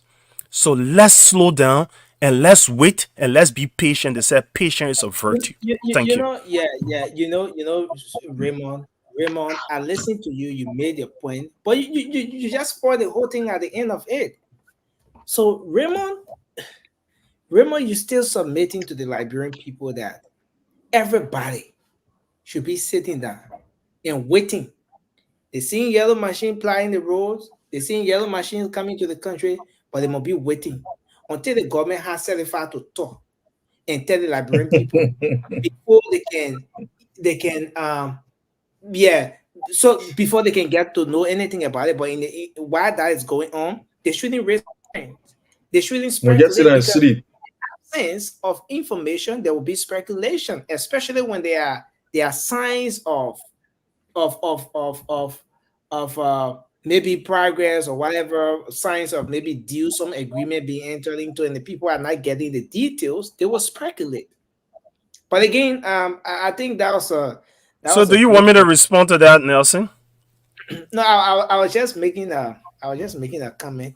Nelson, you're a journalist. I was just making a comment. No, but I just made my comment. You made a comment to my comment, right? You're a journalist. Since you got a microphone here, you are in a constant habit of hijacking the show. No, I just made my comment. I never made no. So Nelson, right? The government was elected and has the power to stir the affairs of leadership. The government disclosed to the Liberian people she was going to bring 280 pieces of machines. She hasn't disclosed. People are asking questions, but can you be patient and allow them to answer the questions? The very first thing they've done, the first segment of the machines that came, or the first batch of machines that came, they show it to the Liberian people. But again, Nelson, the politics people twist everything, turn every narrative to suit a certain narrative. So sometimes you won't play games. Politics are game, mind games. When you want to let the Liberian people that a certain group of Liberians are liars, let it play out. Let them lie enough.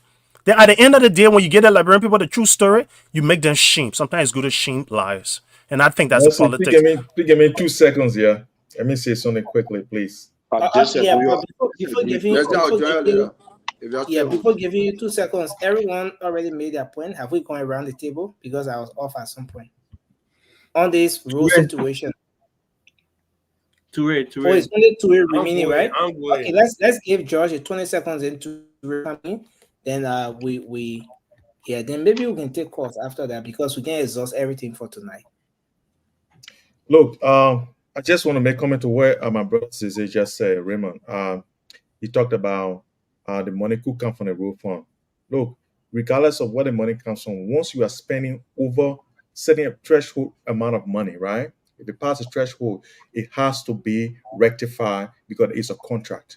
There's no contract that the government of Liberia can sign with any other outside entity, that will not have the input of the legislature. So that's why there is a procedure that you have to go to. Not because the money is there so you can just spend it anyhow. No, it has to be an agreement. And once that agreement exceeds certain threshold, that must. Just like when we in the construction industry, man, if you have any job that is $20,000, you can only ask for maybe 2 bids from 2 companies, right? But if it's 100,000, you ask for 3 bids from 3 different companies or more companies that you have to evaluate. So you can say because the money is coming from road fund, so the government can ignore anybody else because it's coming from road fund, even though we are paying the road fund. And they can just ignore and go and buy anything they want to buy because they can't. No, it doesn't work like that. It doesn't work in engineering like that, and I disagree. And you can say the way you want to say it can be sweet, that people will cheer for you, but I will tell you, technically, it does not work like that. So, Nelson, that's my point.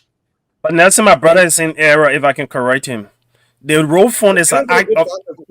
No, that's information for our listening audience.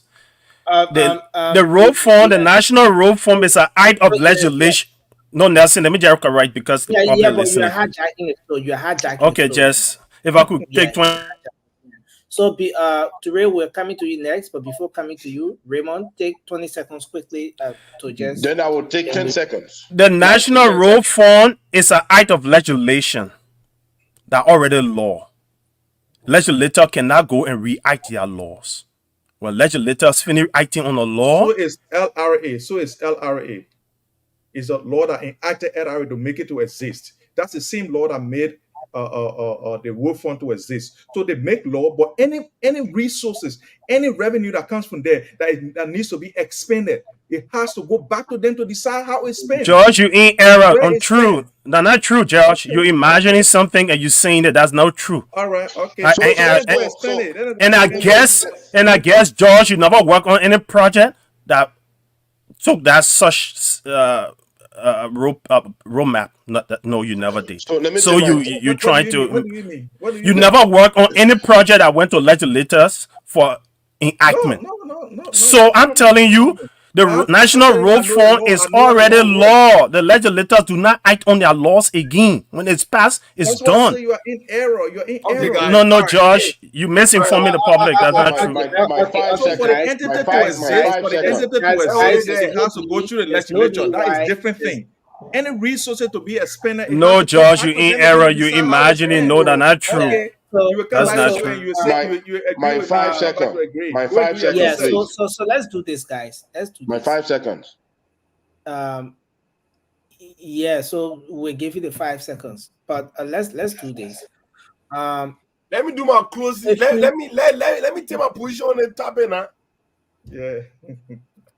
Okay, Ture, please go. No, let me give my 5 seconds to Ture. Get finish it. 5 seconds. Just send me 5 seconds. Okay, take 5 seconds. Take 5 seconds from Ture's Raymond, you are speculating. Raymond, you are making an argument on speculation. And that's the thing we are trying to avoid. You are saying, without the government telling us where the money is coming from to bring in the yellow machine, you are assuming that it's coming from the road fund money. Exactly. Who tell you that one? The government has not come out to tell us whether this is loan or this is coming from the Liberian people's pocket. But you are here on the panel telling us, oh, this could be coming from the road fund money. What we need from the government is the information. All of us here are speculating at this point. The government is refusing to tell us, and you are saying that the machine come first before they can tell us where the money coming from or how it coming to the country. That is wrong. It was wrong yesterday on George Weah. It is wrong today on Bwakai. We want the machine, but we need the information. What we're doing here is called analysis, and when you're making analysis, you take factual information and make it make sense, and that's what I did. And unlike you guys, you didn't take factual information. You imagine everything that don't exist. Okay, guys, you can tell that we're 80 million at the road fund. Not doing that. You can commit future funds to about it. No, it doesn't work. We're not going to turn this into a conversation. It's a projection, George. The road fund comes as a floating funds that come over time, so you don't know the payment period. So you cannot commit future funds to any contract now. Oh yes, you can commit future funds. You can commit future funds. No, you can. I come in more two engineering from the show to now. So let's do justice to our brother Raymond. To Ray. Go ahead, make it. Look, gentlemen, let me say this.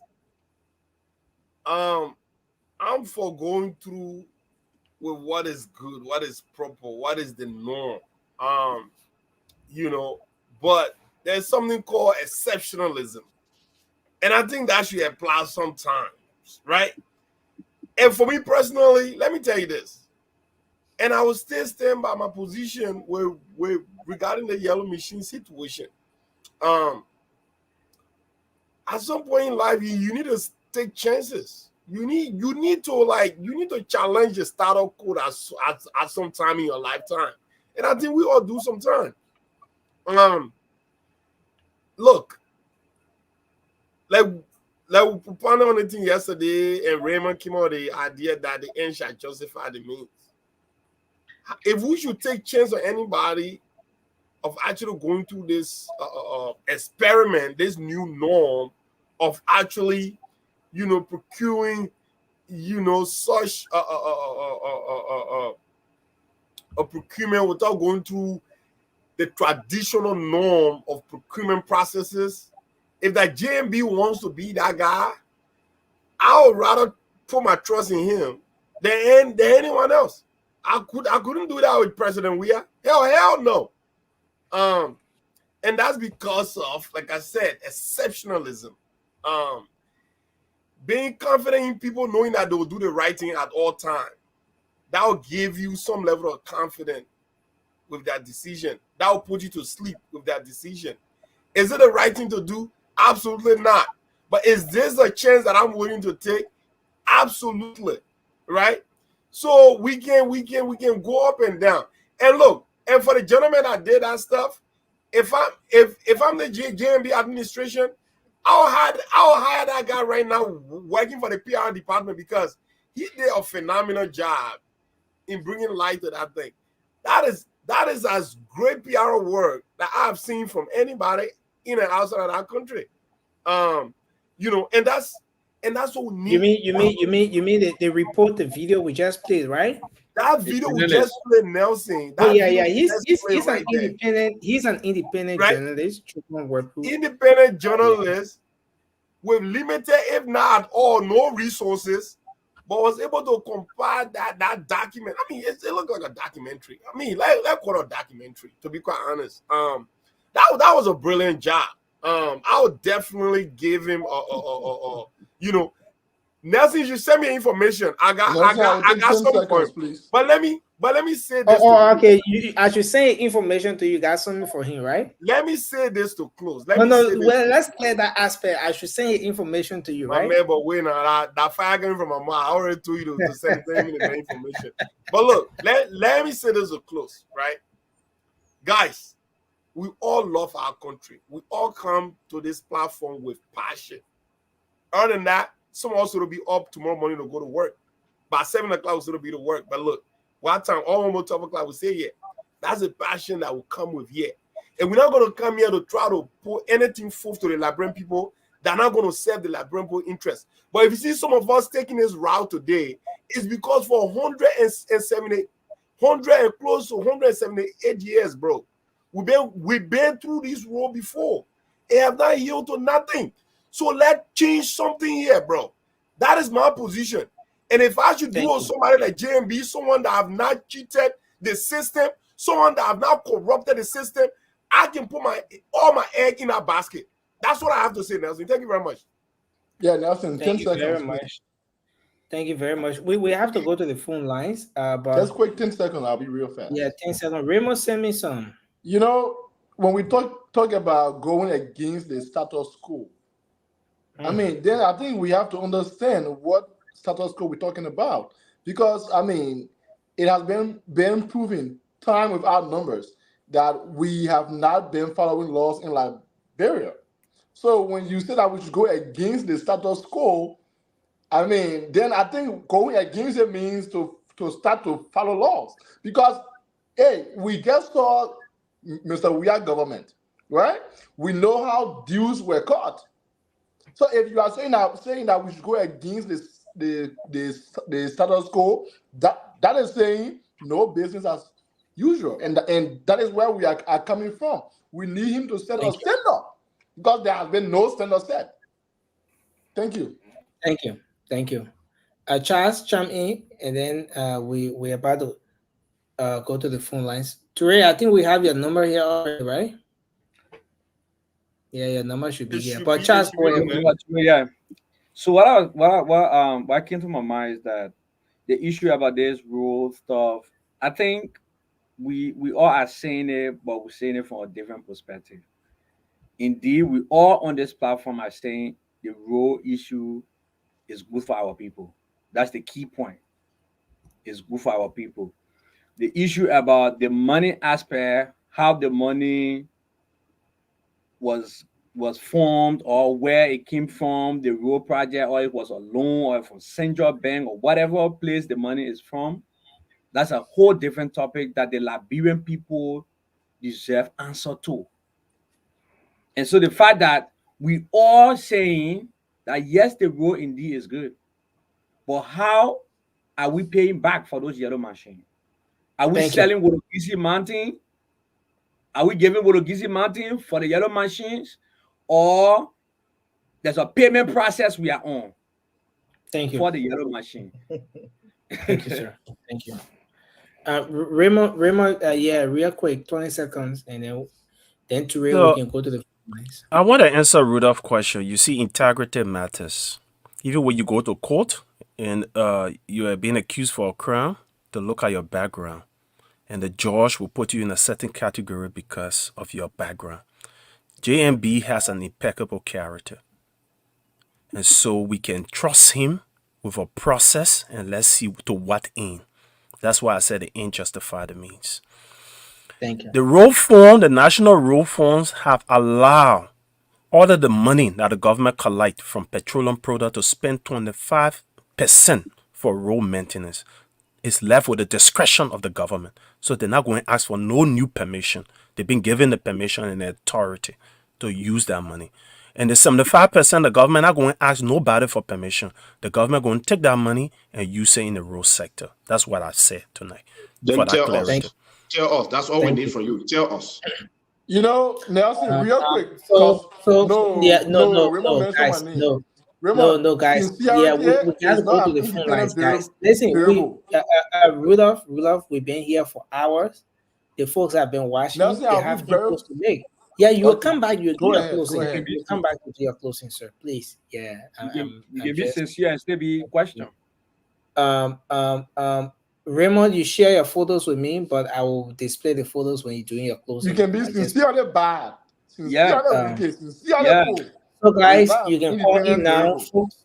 You can call. That's the number up there. I can put my number up now I already got somebody calling.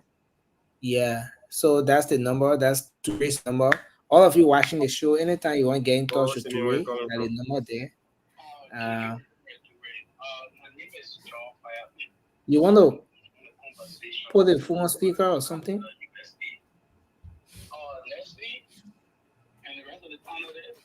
Hold on. Yeah, I think you have to put the phone on speaker. Can you guys hear him well? Speak about in the past, and we are saying it right now again.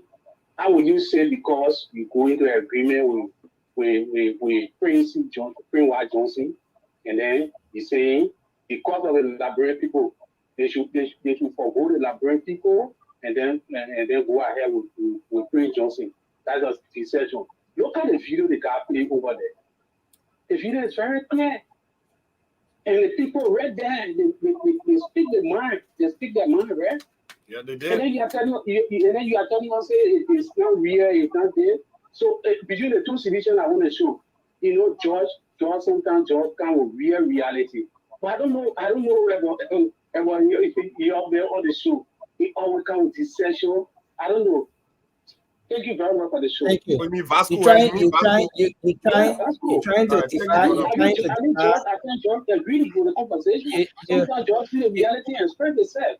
But you see, Vasco always come with deception. Everything will be CDC, everything will be John. Yeah. They're not real people. Thank you very much for the show. Thank you. But you know the difference? George that engineer, Vasco that solution. Come on, man. No, Come on. big guy. Let me what's the thing we're going from? Okay, Touré, right after that caller, I can squeeze one from my end. I have a call here as well. Okay. Hello. Yeah, caller, what's your name? Where you calling from? Touré, it's Tommy Jr. from Virginia. Hey, what's up, bro? What's going on, man? What's up, guys? I'm good. Shout out to all of our panelists. Great discussion again tonight. Just really quick, I just wanted to understand what some of you guys are saying, especially Desmond. You made a valid point. He said that Joseph Boyka is a man of impeccable characters and everything else. But I'm a bit confused because he was like,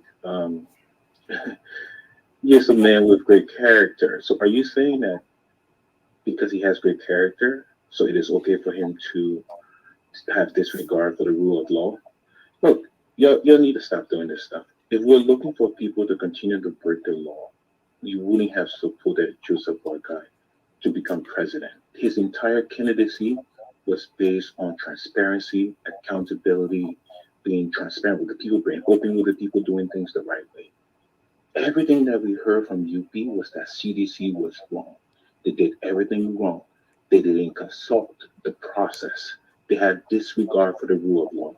And now you guys are backing the fact that JMB government is going down that same path. Just one question. What's wrong with doing it right the first time? What's wrong with that? And to my last point, here's my last point. I understand that JMB is a man of character. I know he is. But you have to realize that the people who are negotiating this deal, it's not JMB. He's not at the negotiation table. He's only being fed information on the second-hand basis. So even though he may have character, nothing against the government official. I don't have any proof that they don't have character. But that character doesn't translate to the folks who are going out there and working on the deal. Do it right the first time. Thank you for your time. Thank you, brother. Thank you for always, man, contributing facts. Thank you. So, Touré, let me squeeze this person in. Yeah, go ahead. For a while. Hello.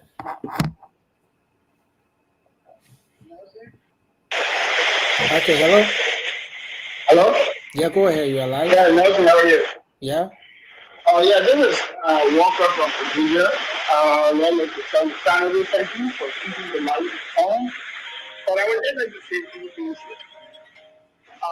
We all have issues with maybe the process. Can you guys hear him? Can you hear me? Okay, yeah, go ahead. There's something like there's some yeah, sound from yeah, your because, okay. Can you hear me well? Yeah, go ahead. Go ahead. I said, we all might have issues with the process of this issue, what I feel. But you know, one thing we have to be fair in the discussion. I don't think anyone who really understands the issue or maybe knows the water, and it's not a sin. But anybody who starts saying that the issue of even the change for what is busy, it don't really make sense because what is busy, the value of what is busy, that's a traffic the bunker when it comes to that issue. So if the person is a rational person, it will not really put me that direction. And concerning the whole machine, let me be very honest with you. I'm one of the Liberian that if I have my way, there'll be no left to go. We'll just have representatives, few representatives from each country, some few people to represent them. Because if you find the caliber, please allow me to say this, Nelson, the caliber of some of the people we call lawmakers should be in some other situation. To be very honest with you. What do you expect some other people to come to here? They let us have photo. They let us have photo. What are not rational people that have discussion with? You're calling names now. No, to be honest with you, Yeah, I'll call me. I take responsibility. I can get my full name and where I live in my group. So that disclaimer, Because these are the people that is. causing the problem. Thank No, you. no, I'm just being straight to the point. These are the people that brought the vote backward. We are your opposition. You can make your argument on valid points, but you can't just make argument for the sake of making argument. Yes, the person might be wrong. We all agree. But one thing I will say before I close, I prefer to be in debt for something I can see, feel, touch, and live from the benefit of than to be $1.20 billion debt for something that we can see. Thank you. I will always. Thank you. Yes, sir. Thank you. Hello, you caller. have a call? Nazi, I got one here. Yeah, go ahead. Just put Yeah, the caller. question. Hey, Ture, how you doing? I'm doing well. How yourself? What's your name? Where you calling from? My name is Edwin Zobon. I'm calling from New Jersey. All right, Edwin, go ahead, brother. Okay, my concern having to do with the yellow machine. Okay. You know what? Now, all people in the village over there, in Jawaje, in Yalong, in Bangladesh, but no time. They don't care where the money comes from to pay. Yep. They hear about yellow machine, everybody is happy. All they want to see is that machine reach to the villages and do the work. My only regret here is that the first batch we didn't see enough yellow machines. But I'm hoping that the next batch will come with more yellow machines. And my prayer is all the yellow machines should come because we need them. We need them in every part of Liberia. Absolutely. So that, they can fix our road, food went back, from the interior into the city, and food prices will come down. So that is my concern. I mean, people don't care where the Zabaga are going to get the money from, but they want a machine. They want a machine. Thank you very much. Thank you, Edwin. Thank you for your contribution. Yeah, caller, what's your name? Where are you calling from? Caller number ending 4226. Okay, so if the person is not coming on, I can squeeze this find out what from my end. Yeah, bro. Yeah, go ahead, Nelson. Hello, you are live. Let's hear you. Nelson. Yes, sir. How you doing? Yeah, we okay. Let's hear you, sir. All right. I call you today. You are on Spoon Live, and this is late night. Yeah. Let me just come out to say this to all of the panelists. Look out from Bapulu all the way to Berefasama. That road, it need to be fixed. Then not take from bomb mines, if you know bomb mines, from bomb mines, crossing to the Belek County or Belek District, coming towards Bombing Hills. Not take the road, the coastal highway, not takes it from there all the way to Sano, from Sano to Maryland, or from Sano to Grand Gideon when you brush, or from Sano to that other area. Look, It took us 177 years or 76 years. This year, July 26th, we either make 176 or 177. Thank you. Let me stop right there.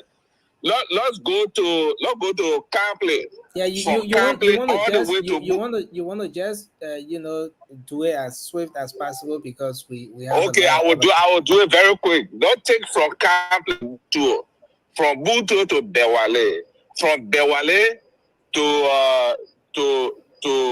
the other side of Nimba.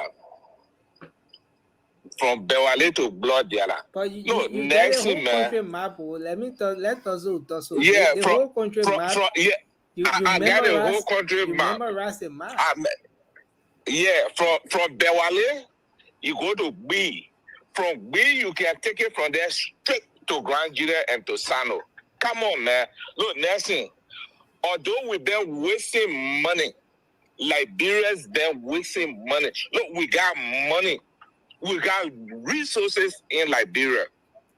The entire Grand Juda, Nelson, my son, if they say today, they go man in Grand Juda, there will be no Grand Juda, no Sano, no Rasa, no other area in the Southeast.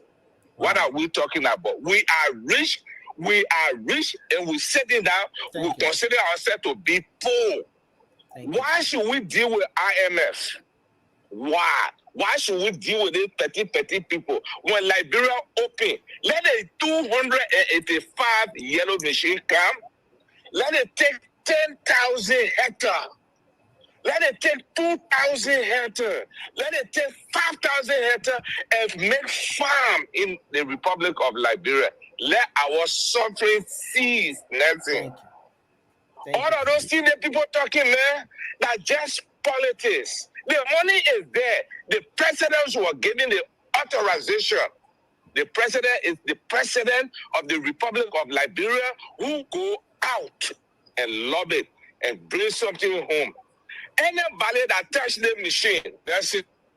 Any lawmaker that touch the machine 2029, you out. I said it today. Thank you. You out and you are out. Thank you very much. Let them play politics with our machine. I love the passion. Simple mistake. Love the passion. Yellow machine, you out. Man, you're that close now. You're that close. You want power showing rush? No. They say it's snake bite you if you see. Yeah, so I think we can do our closing, man, because we're out of time now. My eyes are very heavy. Please start with me, my brother. Please start with me. I'm the guest, Ture is handling that aspect. So, Ture, please, my brother, let me go first. All right, I'll let you go first. Go ahead. Thank you. And guys, look. 1 minute, please, George. Thank you. The good thing, the reason why I agree with people every time when they say the legislature is the first branch of government is because, for me, in my own understanding, the reason why I agree with them is because these are the only people that enact laws, right? These are the people that can enact laws. That means for even the executive to exist, a law had to be enacted, right? To give them, the right to exist as, the executive, and we'll go to the to the judiciary and so forth. So I know that whatever happens in Liberia, the legislature has to enact laws to do that. For just a simple fact that every year they must make our budget into law for it to exist. Even though they know that LRA is there to collect the money, they get the free people to collect money, they got all these entities that collects money, but still here they have to sit down and look at the budget that the executive brings to them and say, look, this is not good, this is not how we want it, this is not what our people want, so we cross it out, we put this one there. They still have to enact that law to make the budget into a law for it to exist, for it to function. So if we come here with the argument that, they already enacted a law that 25% has to go to road maintenance, so they don't need to ask for any permission anymore. Why are they enacting the national budget? Why do they have to come and sit down to enact that budget for it to be law, for it to exist, for it to function? I think we still need a lot of explanation Josh, on thank that. you. Yeah, but just to conclude, it is incredible to be here. I think you guys are doing an amazing job. Let's continue to talk. Look, the only thing we can do is to say what is on our minds and what our expertise are. That's what we bring to this forum. So let us respect each other. Let us continue to talk for Liberia, because I know all those who are crying for yellow machine and saying they will sack me for yellow machine, they just saw a video from the Southeast. The yellow machine did not do that work. Other yellow machines are there doing it. Do we need 85? All right, Josh. 285? I Thank don't you, think we Josh. need those. Thank And you, guess thank you, what? Josh. Mamaka ability to sit at the executive mansion to go and Josh, select thank yellow you. machines. George We been think is a talking for good 3 thing. minutes. Thank you, Josh. Thank you And very we, much, Josh. okay, guys. Good Thank day. you, George. We appreciate you. Hey, Charles, go So, ahead, Charles. how many moderators we have here? My man.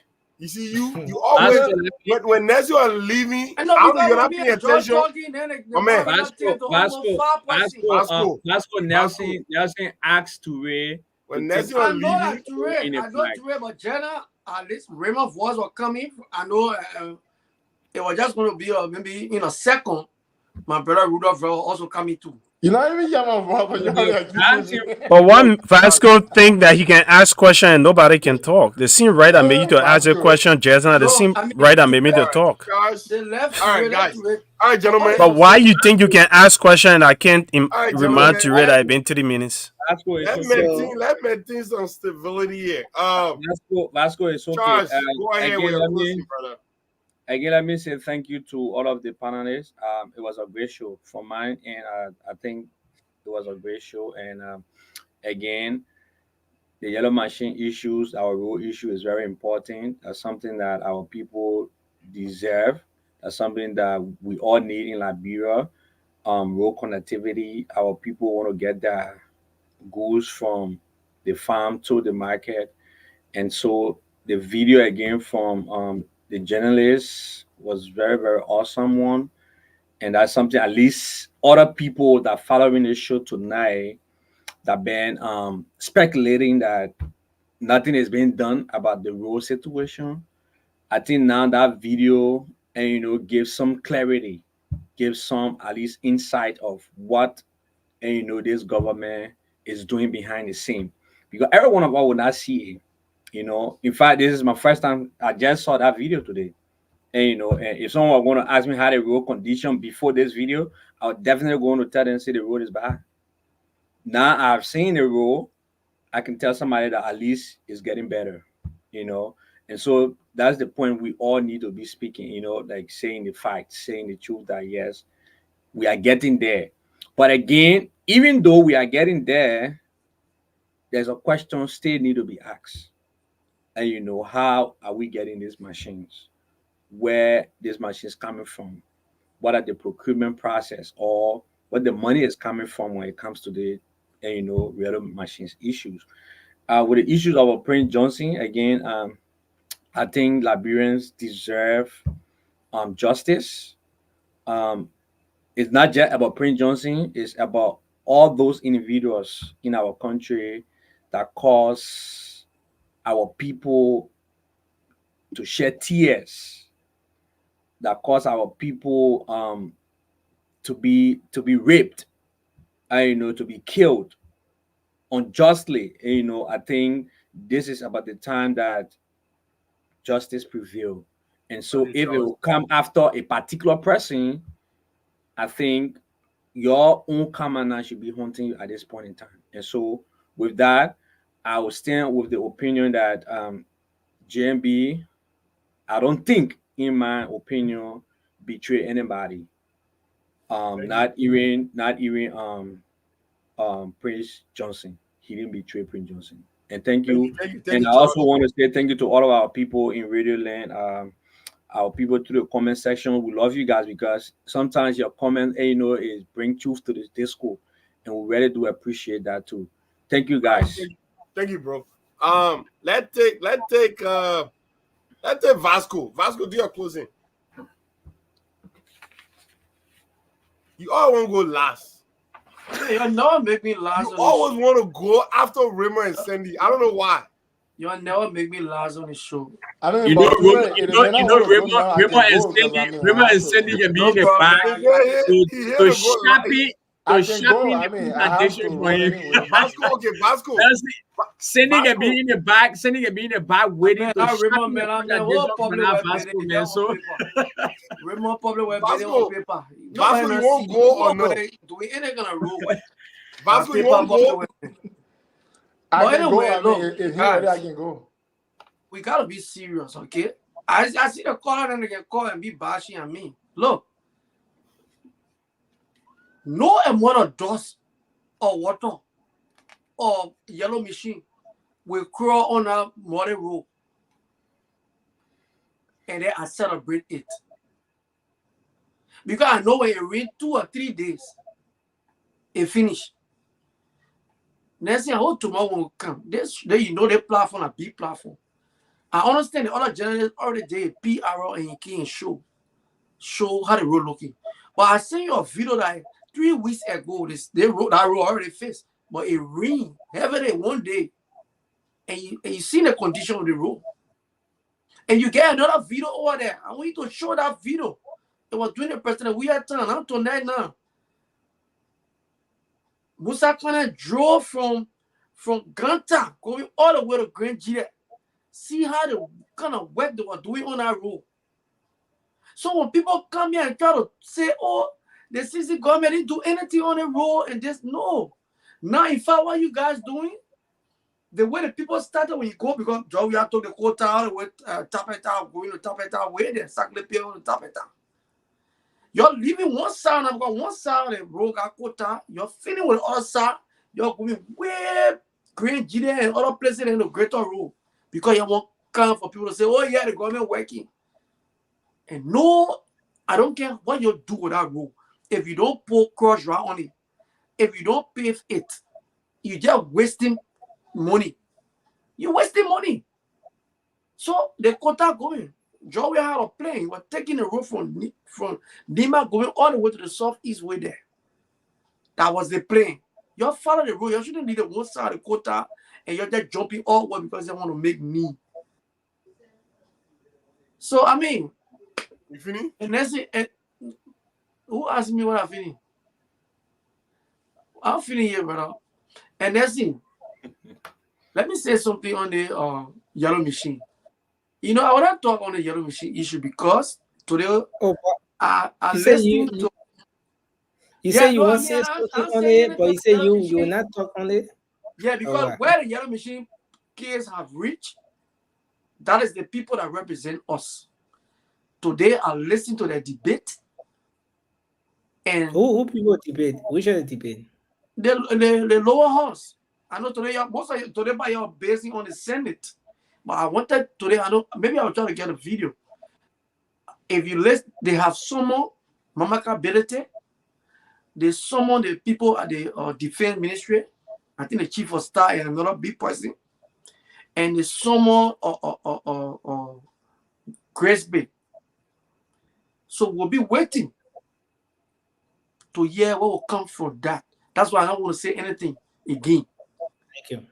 Thank you. If our lawmakers will allow it to go, so be it. Thank you, Vasco. But I think the whole world watching what is going on. And censure and wait. I just got a link. There will be a huge censure coming from the Senate and people in the executive branch. Watch up. They see where in society. Who bring the censure? No. Vasco, who bring the censure? And I America get censure.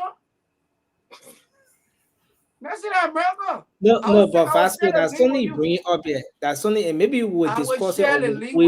Listen, maybe we'll discuss it tomorrow, or we'll call the guys, because I saw the CDC Council try to pull out a press release today asking the U.S. government to censure Minister Mamaka ability and stuff like that. I hope that's not what you could. No, not really. Maybe we'll have your guys on sometime in the weekend. But I think the censure man gave for the people who are glaring.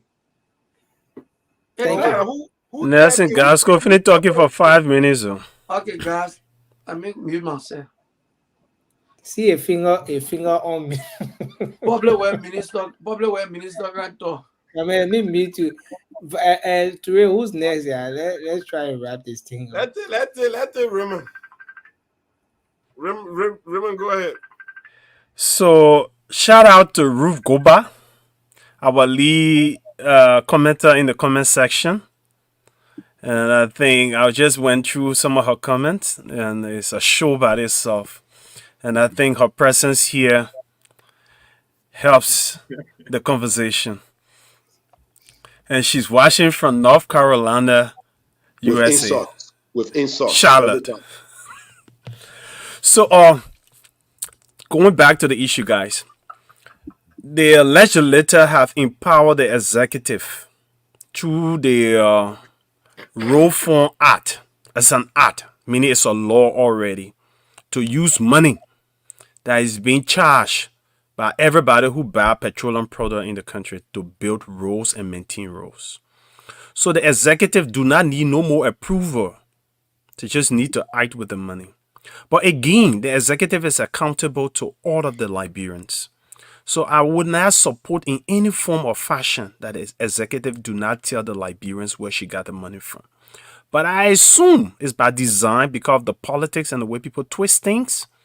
Is to allow some things to play out and let people go and speculate.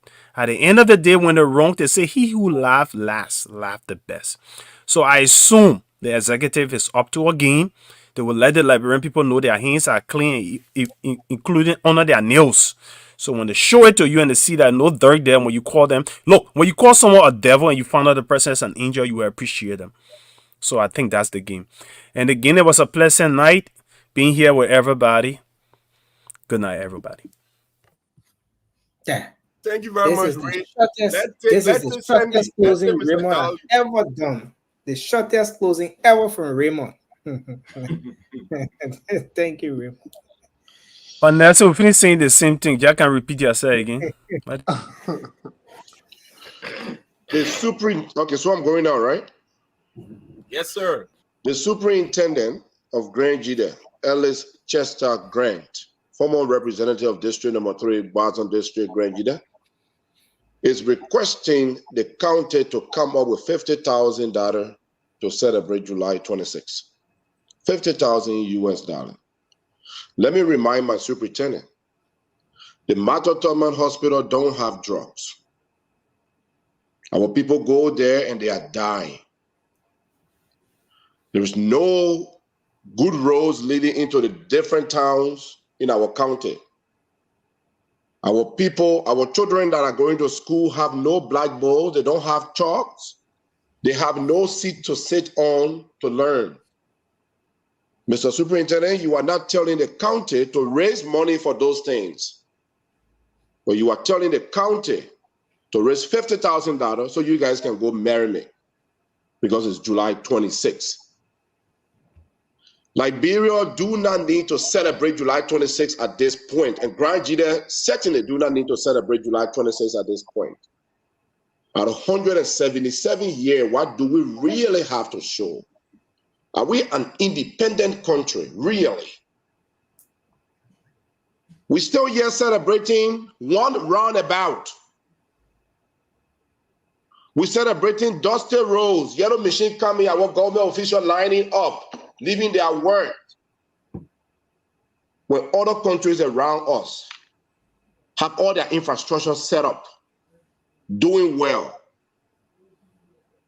Mr. Superintendent, instead of asking for $50,000 from the poor Grenadians to go drink wines and eat chickens, you should be asking them to raise money to put medicines in the hospitals, to come up with money, put blackboards in the various schools, decks in the various schools so our children can learn. And I will hope that even the national government would not want to waste money on celebrating July 26th. I will hope so. That President Bouaka will rather use that money on something else. We don't need to celebrate July 26th. We are not where we should be as a nation to celebrate and waste money. I was in Rwanda just recently. July 4th is their Independence Day. I did not see any major celebration and people were going by their normal businesses. I mean, the people were going around just doing their normal things. I don't see anybody on the street lining up celebrating. What they did was 9 a.m., sharp 9 a.m., the president went to the stadium, made just brief message. Before 11, the whole program was over. Liberia or superintendent asking people to come up with $50,000 to go and drink wine and eat chickens, fried chicken, and jollof rice. We are better than that. Thank you. Great show tonight. Thank you. Thank you. Well, thank you, Sandy. The superintendent said he agreed to come on the show. Thank you so very much, Sandy. The superintendent coming on the show. So that was a strong revelation, man. Sandy, you want a man job or what? Well, Rudolph, go ahead. The job I get here is better than that job. Rudolph, go ahead with your closing, brother. You know, guys, I'm going to close with actually dealing with this concept of character, or one may say integrity. You know, character and integrity, they are not constant, or they are not static. They're not gullible. For you to continue to have integrity, you have to you have to master the science of today, and that is living every day in good faith, because every day you live creates for you a new past, right? So, and you know how they can say, don't worry about your past, because every day you live or you create a new past. It is the same way that we say every day you live wrong, create a new past. And I am saying this to say, we all know that JMB has integrity. JMB is a man of character. But I mean, it doesn't mean that because he has been tagged with that, so we should ignore everything. Because guess what? Every wrong decision he makes today creates a new tag for him in the future. And that is why we are sounding the way we are sounding, because we don't want that. Because if JMB and his team gets away with this one, there will be another one. There will be another one again. And all of these bad decisions, if we just allow it to slide, when he leaves office, he will no longer be called the mayor of character or the mayor of integrity, because then he will have created for himself a new tag or a new label, and that's what we don't want. To conclude, we embrace good roads. We embrace the fact that our people are happy, but we also demand accountability. We demand transparency, because that is why we won this election. We came on here. Some of us sacrificed ourselves. We use our voices. We use our own character to come on this platform and tell people that JMB is transparent. JMB has integrity. So because we are also on the line for it, that's why we are pushing him for it. Because if he doesn't do this, some of us, in 2029, whoever we will have gathered behind and go back to our people again and say this is our choice. He or she has integrity. They will start to question our own integrity, and that is what we are fighting against. Thank you. Okay. Now the boys in my court. Let me start by saying thank you to our viewers, all those that commented, contributed, and those that shared, man. You know, it's through those efforts that we come here, with the energy that we come here every night to talk to you people. A special thank you to our sister, you know, our mother, always keeping it tight. Praise you and deal with you in the same comment. Always keeping it tight. You know what I mean? She never wavers, man. If you do it right, she will give it to you. You slip, she give it to you. You're getting it both ways anyway. But look, gentlemen, let me say this. I supported the great Down Gonglu. LPP, the Liberian People's Party. And I came to support JMB on ground that he had the better, you know what I mean, like chance of beating President Weah. And that was the case, and it happened. So if we can come up with everything that we know now, knowing that Liberia is such a convoluted system where everything is dated back to the Stone Age, people don't know what they're supposed to do or who they are representing, and the interest of their representation, they don't even know these things. And Cindy, you're absolutely right. Why call for citizens to contribute $50,000? Do you have the same energy to have them contribute to a medical facility that does not have, basic medication, life-saving medication? Do you have the same energy about your community centers, the classrooms? Do you have that? No, you don't. So that's the kind of system JMB is faced with. Group of people that are only self-sinking. Group of people that when you ask them what is the cardinal point of your office, they will be fast to tell you oversight, representation, and lawmaking. That's the only thing they can tell you. But they can't tell you anything else. So when you're dealing with people like that kind of old age problem, those are their functions. Listen to me now. You talk about it. When you're dealing with a system like that kind of system, to confront that kind of system, you have to confront it with different approach. Other than that, you will get caught up in the same old thing. I'm telling you. We can all say right now that President George Manuel Weah has some good intentions, but he allowed himself to be consumed by that very system. That's what that system will do with you. And let me say this, and I'll say this again. I'm the least on this platform, or at least I know of myself, that will subscribe to any idea that will say, let's do it the other way, other than doing it what have been prescribed by the Constitution. But I have certain exceptions when it comes to Liberia. Liberia is 178, about to be 78. We have done it that way for years. We thought you were going to take a Harvard, Harvard maid in Ellen Johnson Sirleaf to change it. She did not. They will give it a war best. He did not. So that JMB now, the men that have worked in that system for all these years. You, Rudolph, a young man like you, and I know very well you speaking from your perspective as a young man, and I respect that, right? But if an aging man that have absolute nothing to lose come 2029 can approach this system like the way he's approaching it, I'll give him the benefit of the doubt. But I will have something to lose in the future. Well, I'll tell you what, you can have something to lose. When Gerald Rowland had that approaching Ghana, the Ghanaian people are enjoying that today. They're not complaining about that. Certain things need some radical approach. You have to challenge the system.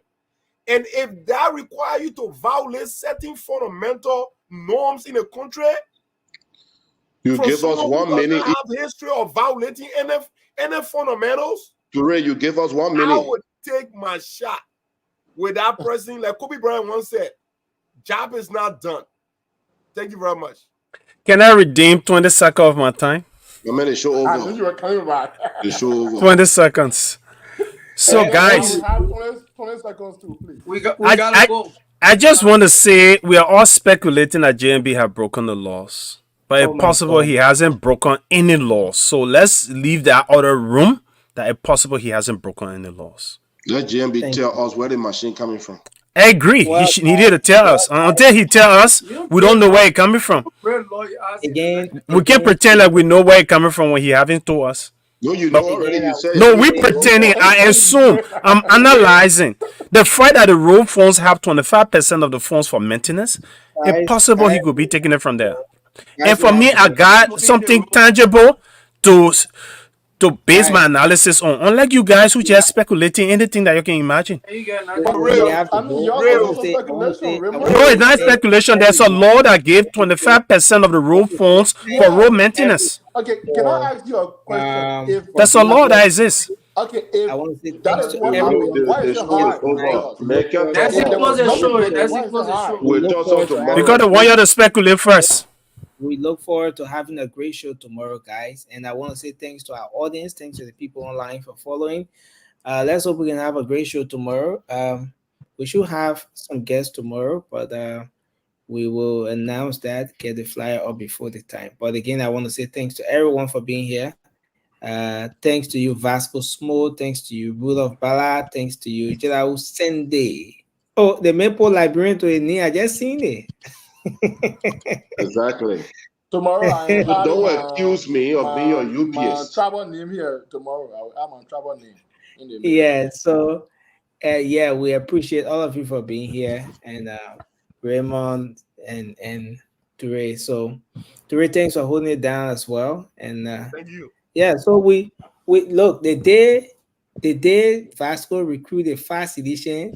Remo will moderate that day. We want to see how Remo will moderate the show for Fast Editions.